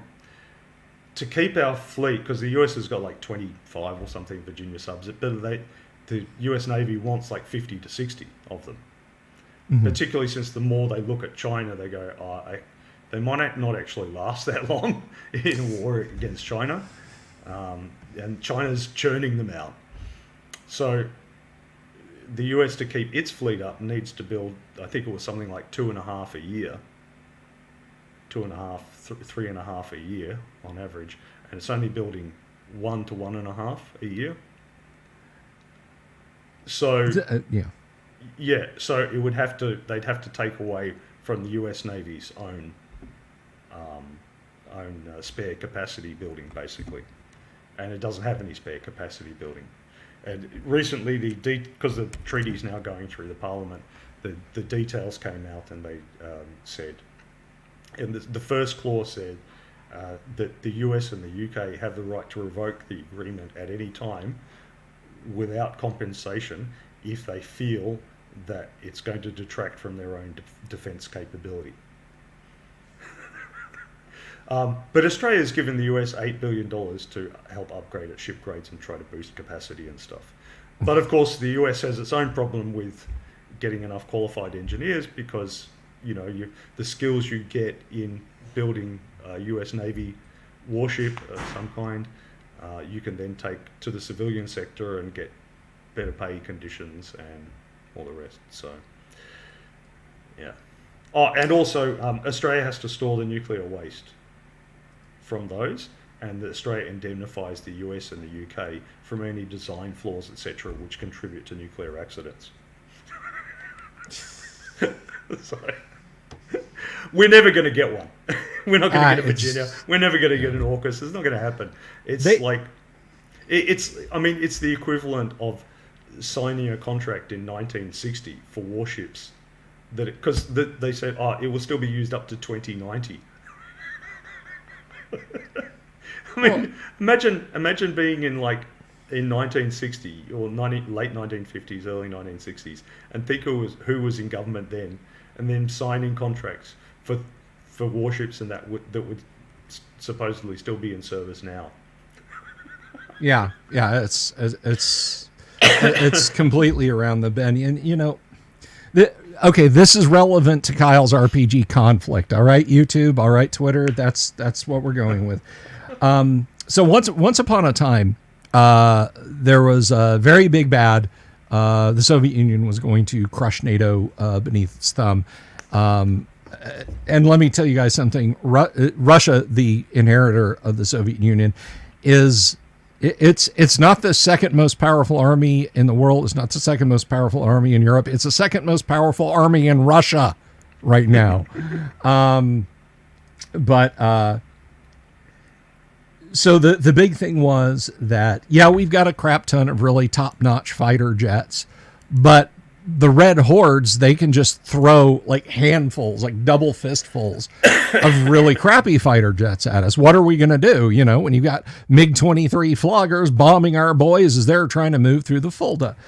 And the U.S. Army we have this weird thing in the United States where the Army Air Corps, literally up until 1945, the Air Force was part of the Army.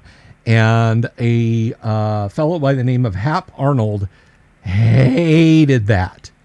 He absolutely despised the fact that the United States Army and Air Force were one and the same.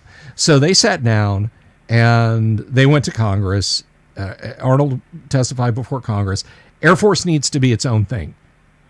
We cannot be tacked onto the Army. The Army is like, well, okay, if you guys want to go.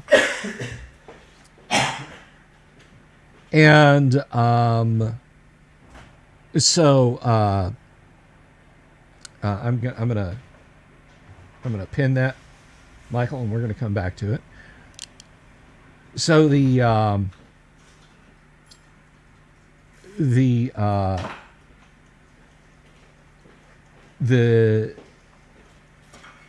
Air Force basically, I'm just waiting on Kyle to get back. So what happened in 1945, after the end of the Second World War, the Air Force, the Army, and the JCS had a meeting in Key West, Florida. Why it was it? I've been to Key West, Florida. I can think of many reasons why it was in Key West, Florida. None of them are particularly political in nature. I think they just wanted someplace sunny and warm to be. But the Air Force said, "We're divorcing you, Army. We're taking our planes and we're going." And the Army was like, "Okay, that's fine." And then the Air Force said, "You may not have, we want it on paper, you can't have your own fighter planes, you can't have your own bombers, you can't do your own close air support, blah, blah, blah, blah, blah." And the Army thought that, well, that's kind of dumb, but okay. And the Air Force sort of became, until the advent of smaller atomic weapons that you can put in submarine missiles and that you can hang underneath little jet aircraft that take off of carriers, the Air Force was the sole nuclear power, and everybody thought the next war is going to be atomic. It's going to be B-36 bombers over the North Pole.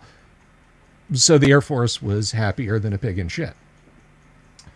And this continued for many years with lots, like literally the U.S. Air Force was almost at war with the Army over over things. If it did stuff for the Army, the Air Force was against it.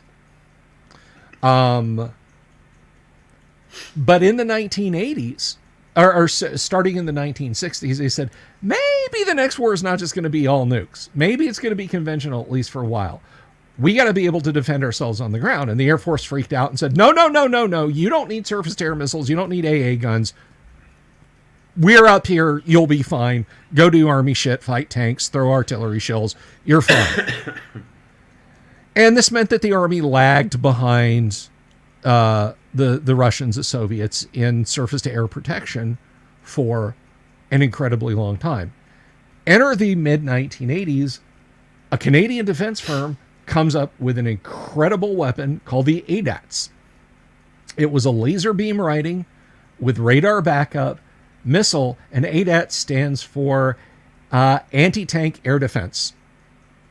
It was a dual-purpose rocket that you could blow up tanks with because it had a shape charge warhead, and it had a blast fragmentation warhead, so you could shoot it at helicopters and airplanes. And it was amazing. And the Air Force got butt mad about it. And so they led a charge and said, hey, that thing's built in Canada. It's not built in the United States. We can't have our boys using that. You're taking jobs from America and Oto Melara and GM Canada and all the other companies that were all about let's do this. Said, okay, well, we'll open factories in the U.S. and it'll be U.S. jobs and so on and et cetera. And so Congress let the Army adopt the ADATS for one day. There was literally one battalion on the books that came and then ceased to exist in a single day.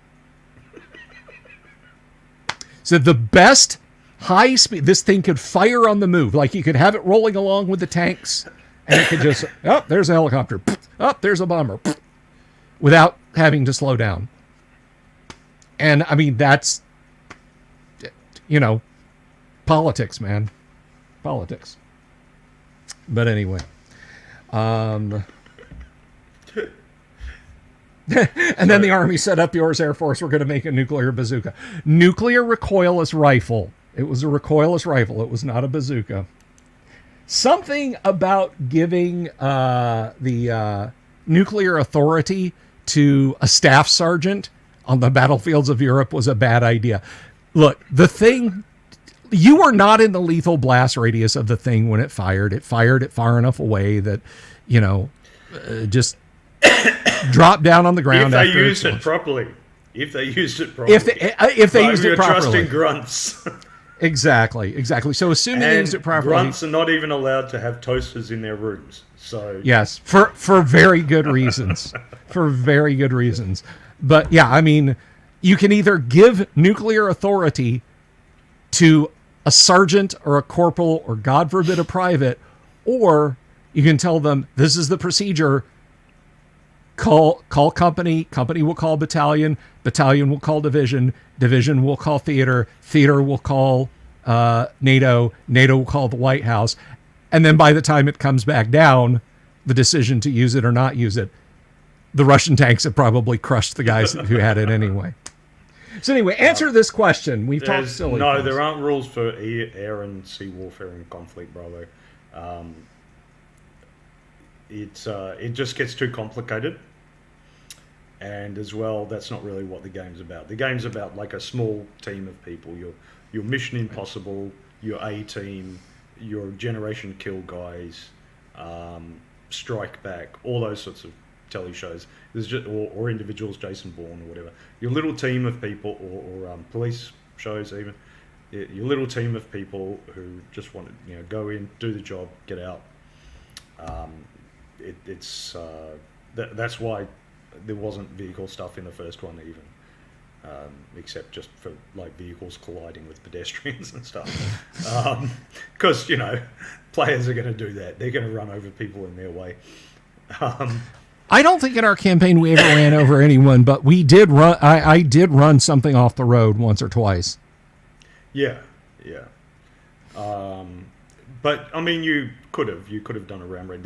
There was a bit where there was an intersection, a cross intersection, and there was a gateway that led into the green zone of the city, and some insurgents had come up the road towards that gateway to attack it, and there were other insurgents who were in the hotel that were in the corner opposite that, and the players rolled up in their own vehicle, and I did wonder if the players were just going to roll their vehicle into the hotel lobby, this big ram raid, and then come pouring out. Instead, they stopped their vehicle on the other side and then fired an RPG into the hotel lobby, or a 40mm grenade or something. I can't remember. I think it was a 40 mil. Good times. Good times. So, yeah, that's the kind of rules you need for that kind of insane destruction. But you don't really need to find out just how many Exocet missiles it takes to sink a British Royal Navy aircraft carrier. Those decisions are going to be above the level of the players. You just think like platoon and section level stuff. You're not talking about that higher level stuff, like Bill joking about the nuclear authority being released. It's similar to that. A similar concept there. You're just at that lower level. It's not a strategic game. Right, and I think if you want that in conflict, GDW makes Harpoon, and air supremacy. You can break those out. Yeah. But, so the closest I've got there is just to note, what an RPG will do to a dinghy. That sort of thing, like your classic commando dinghy, the Zodiac. Yes. Don't shoot an RPG at your dinghy, boys and girls. You won't like the results. Yeah, and mention drones and stuff. The sort of drones that fit in a backpack and all the rest. I gotta say, and I'm not trying to push you that way at all. I think conflict itself with our group that we ran. If we had been a tank crew, that would have been hilarious. Just all of us screaming at each other as we were rattling down the road. But I mean, as I've said before, the reason that I didn't emphasize vehicle rules in the first book was because of that focused on the little teamwork, and as well, it's just like the reason I don't think ship-to-ship combat rules are that important in a game like Traveller is because when you lose the fight, it's a TPK. So, right, yeah. I mean, somebody cruises up next to your commercial vessel and carves it in half with a particle beam. How many dice do I take, Kyle? All of them, ever. Game over, man. Game over. Exactly. It's it's not like in D&D. a few party members can get killed and the rest can run away to fight another day, or they can go on to win. But, you know, if somebody puts a 125mm heat round into your M113 or whatever, it's just, you know, Yeah. you're rolling D100 to see how many pieces you're in. So, I know I've told you this, and I can't remember if I've told and the re-roll audience. anything under 10. I wrote when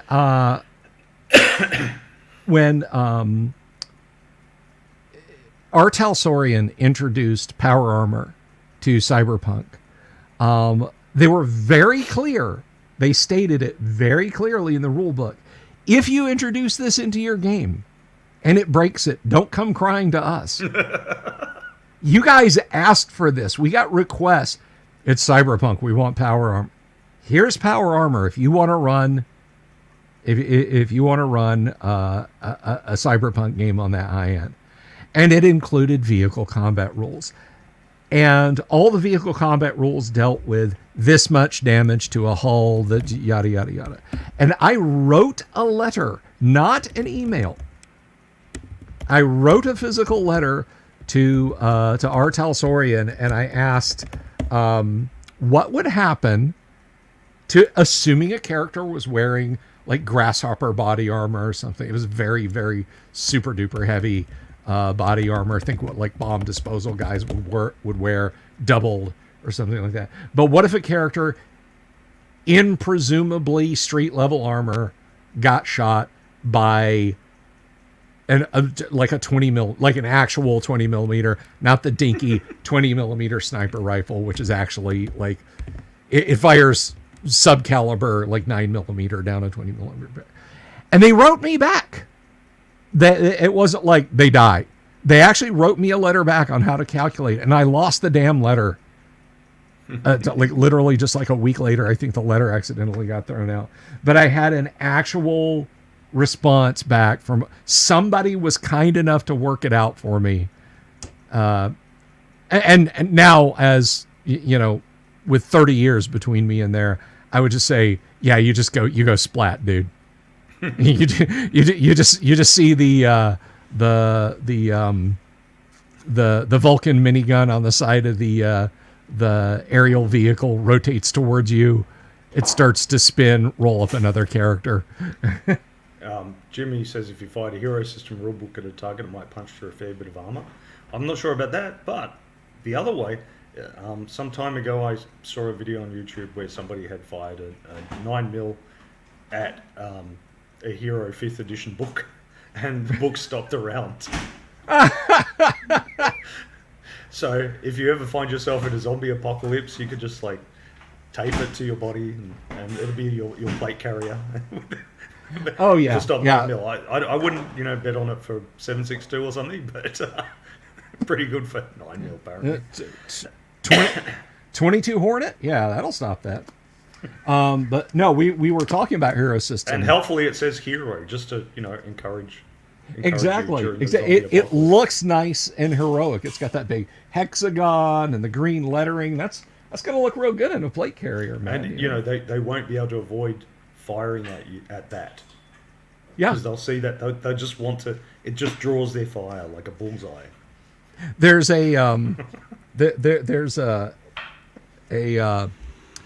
bit in Batman: The Dark Knight Returns where he specifically explains why he has a big yellow target on his chest, because he can put the most body armor under there. It's like my head is too heavy to armor, so I figure just put a big target on my chest. There's a gang member fires 357 at him, and it stops. I remember Christian Bale saying that generating the Batman voice was made easier by the fact that he was sweating buckets inside the rubber suit, and he was hot and dehydrated and had a headache and he was miserable. So oh yeah, that helped him with the growly voice, he said. I can imagine. Is it Damien saying here? I saw that vid as well. It was also around the time the Hero Champions Online. I have actually not seen the video of the hero rulebook stopping in 9mm, but now I want to I want to go look it up. I want to actually see that. I can't. Showing something like that on YouTube is like, nope. You guys are this video's done. Michael says I can't watch those movies specifically because of the voice. Who sent you?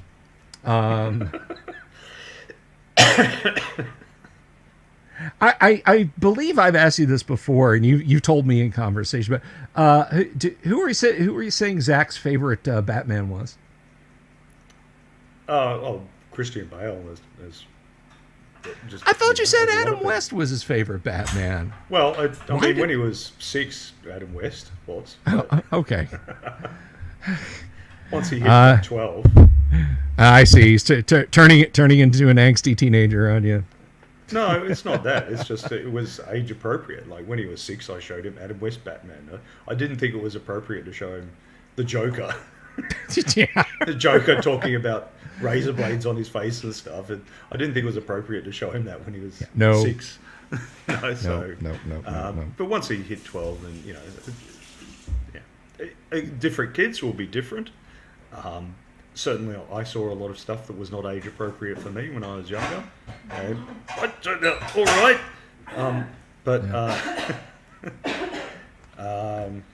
but yeah, that's just what I felt. And then we watched them in fairly quick succession in a few weeks, and he liked them. And which one did he say he liked best? Can't remember. Austin Powers. And we also had to. My wife reminds me that she kept making Austin Powers references, which he didn't get. And I said, well, before you show him Austin Powers, we have to show him some James Bond movies. Because otherwise he wouldn't get the jokes. Right, yeah. And so, yeah, we showed him some James Bond movies, and then he was able to get the jokes. He watched Austin Powers. And then after that, we watched a couple of Daniel Craig Bond movies. And he said they weren't as much fun because they weren't, they weren't as stupid and silly. They were more serious. And so I quoted Daniel Craig, who had said, "Austin Powers fucked us." He said we couldn't be silly anymore because whatever we did, it would look like we were parodying ourselves, which doesn't work. He said we had to either stop the series or be serious. Yeah, I mean, give me Live and Let Die any day of the week, man. That is like the best Bond movie to me. I love Live and Let Die. Yeah. With Jane Seymour. Wow. Jonathan Sword trying to drag us back on topic. How dare you, sir? What are iron spikes good for? Everything. Doors, climbing, stabbing someone with for 1d6 damage, because in OD&D, all weapons did the same amount. Spiking open doors, which is important. I've been on a tear of watching all these post-apocalyptic zero-budget movies that people upload to YouTube lately, and in one of them, the guy goes and explores an old bunker, and the door closes behind him, and he can't reopen it. And he has to search for another way out, and then he finds that the only other way out is through a door which has been locked, and there's something on the other side of that door that's going... he's not really sure what to do there. But if he'd had an iron spike, if he had played D&D, he would know what to do, which is spike that damn door open so he has a way out. Don't go in somewhere unless you know a way out. Yeah. So iron spikes are good for that. And as Will said, for climbing, and they're just like the classic thing of you get the rope and the grapnel, swing it up there, the thief climbs up, the thief then puts an iron spike in, ties another rope to it, drops it down so that everyone else can climb up, and the thief holds that ground while the rest of the party gets up there, or the thief goes on to explore or whatever. There's lots of little uses like that. Well, there you have your answer. That's and don't forget, throw a handful over your shoulder if you've got a rust monster coming down the hole. Yep. Yeah. Rust monster chow. They could work as I once had a player ask, could they work as like half as effective as normal caltrops? I was like, yeah, okay, I'll buy that. That works. So, the pursuing enemy had to make a saving throw or avoid stepping on one and taking 1d3 damage.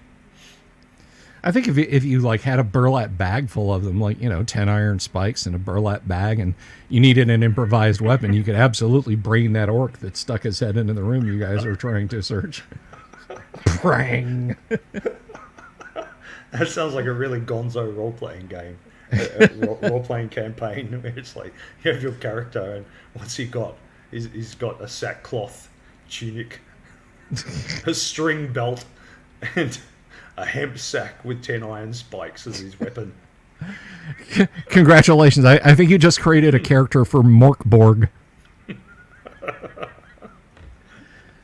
Which I've done with the guy he played in our conflict game. He played in our traveler game. Thane Kyle set up a Morkborg character with me, and yeah, I think that character string tunic, canvas pants, and a sack with 10 iron spikes is probably right up the alley of Morkborg. You just flail on stuff with it. It's what you end up with if you roll minimum wealth when you start your character fighter. Yeah, I guess. I'm gonna draw the wrath of all the black metal fantasy gamers out there, but Morkborg just like I get it, but at the same time, it's not for me. Let's win some gold, beer and sausages, ale and whores, and go do it again next weekend. It's like, so you step out of the tavern, you slip and fall on a nail through a board, you catch typhus, you die, roll up another character, it's grim. It's like, come on, man. It's metal. That's how Gygax played. That's what OD&D wanted to be. Bah! I'm like, put the Bolt Thrower records down there. Come on. I love it. So Twilight 2000, even Twilight 2000 isn't that grim. Yeah, it has rules for disease, but I would argue that Twilight 2000 is just Traveler with tanks.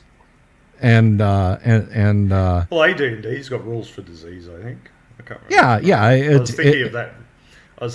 I was like, before I come on the show, will I open up the DMG and check so I can make a smart-ass comment about I rolled 12 on the table or something. But I didn't bother. Well, let's see. I don't want that. We did a show on Aftermath once, Gonzalo. We went through and made a character. There was even some years ago, Bill and a few others played an online campaign. It wasn't live streamed, that campaign, but we played it. Yeah, no, this was well before the Delver's Dungeon, but it was a perfectly crumulent game. I don't remember much about the stats. I do remember the game ending on a cliffhanger because we had managed to destroy a sentry bot, and my character, who was a missile silo technician, and he'd basically been sitting down there for a couple of years after the event, he had like gunsmith was one of his abilities. So we found a you took the gun out of the robot. Yeah, we took a gun out of a robot, made a support machine gun, and then we found like just a few miles up the road from the family living in the missile silo, the weird what was it? The hills have eyes. It was basically Joseph Fritzl in post-apocalypse. Yeah, with a yeah. After we dealt with him and left his horrified, traumatized family, you're free now. And they just went on down the road. They weren't horrified. They were traumatized, but they weren't horrified. They were just Yeah. they just went and fetched a shovel. Yeah. There was no grieving. Yeah, we ran into the sentry robot, did for it. I pried the gun out of it because we had, like, over the hill was, like, the city of the apes from Planet of the Apes. Like, intelligent apes, humans engages, the whole 9 yards. And Aurora and I were the last players in the game at that point, just because of scheduling issues. We were, like, any night of the week, we could try and get together. And we're like, yeah, we're going to take those monkeys down. And I was like, she was going to use the rifle or shotgun or something. And I was going to hose them because it had this huge ammunition belt from the sentry bot. And then we didn't get back to it the next week. But yes, you can get disease in AD&D. It's a whole fun section of stuff. You can get chance of contracting disease. Your base chance is 2%. Congratulations, you got a 1 in 50 chance of getting a disease. Modifiers. Are you currently diseased? Kyle is currently diseased. Would you call it crowded? Are you in a city encampment or shipboard, Kyle? Well, it's a normal family house, so... Okay, so we're adding 1% for that. But, yeah, and also I have about 15 people visit me weekly. Yeah, okay. So I've got the garage gym, so... Now, I'm going to say that you are assiduously clean, what I know about you, Kyle, so we're not adding a percent for that. Character is old. Well, let's see. Kyle's a human. Let's see. Human. Middle-aged, so you're not old. Congratulations. So far, we're only at 3%. Environment, it's temperate. You're in your house all the time. Hot and moist? Not really. You're not venerable. Exposure to carrier of communicable diseases. Your kids go to school. I have children. Yeah, so we're going to add 10% right there. No benefit for weather because of air conditioning. You haven't been on a ship. So here we go. Is Kyle... And we get 22. It's close, Kyle, but congratulations. You're fine. You don't have a disease.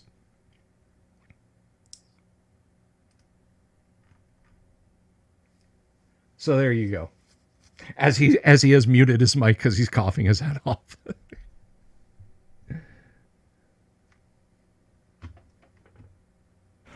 All right. Speaking of illness, I've got to go and pick up my little one from school. She's apparently... Oh, dear. I thought she was good to go. She seemed good to go this morning, but apparently... Oh, I understand. Listen, thank you for hanging out with us, Kyle, man. It was a stone groove. Love you to pieces, brother. Go get your little one. And cheers. I'm going to dip out of here as well, guys. We will be back tomorrow night. Susie Warren is our guest. She will be talking about the art of dice making, being a woman in the tabletop hobby space, and a bevy of other wonderful things. You guys know her as the Wheeling Dragon in the chat. I know her as just an absolutely swell person, and I'm really loving the chance that I get to talk to her. So thank you, everybody, for hanging out this evening. Again, if you're over on the Twitter channel, please come over here, because I know there's like 100 and some odd more of you. Guys, let me tell you what. I would love it. I would absolutely love it if we could cross 7,000 YouTube subscribers before the first of the year. That would be amazing. There's plenty of time. So tell your friends, subscribe to the channel, and we'll start 2025 off with a bang with 7,000 subs. That's my hope. I want to thank Barbara Lee for becoming a member. That was really cool. And everybody Wheeling Dragon says real quick, Bill, real quick, what is it? Exactly. Don't be afraid to ask questions. you guys. I want everybody to bring your best questions for Susie, and we'll have a wonderful time tomorrow evening. But in the interim, I am going to caution everybody, please keep your eyes peeled for those dreaded owl bears. Peace, good night, love you all. Have you seen my owl bear?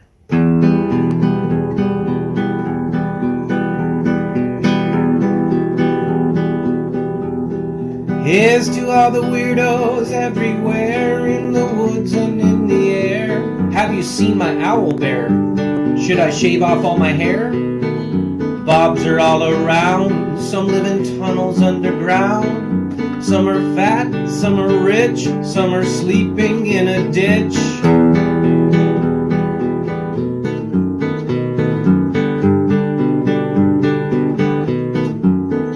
Can you ride a crooked horse without a saddle, way off course? Naked as a toad, all the way to Smoky Joe's. Have you seen the little creep driving fast in his little green Jeep? He smells like fish and brandy, but his rotten teeth look dandy. Take me to the show, I don't care if fast or slow. From action flicks to dancing dicks to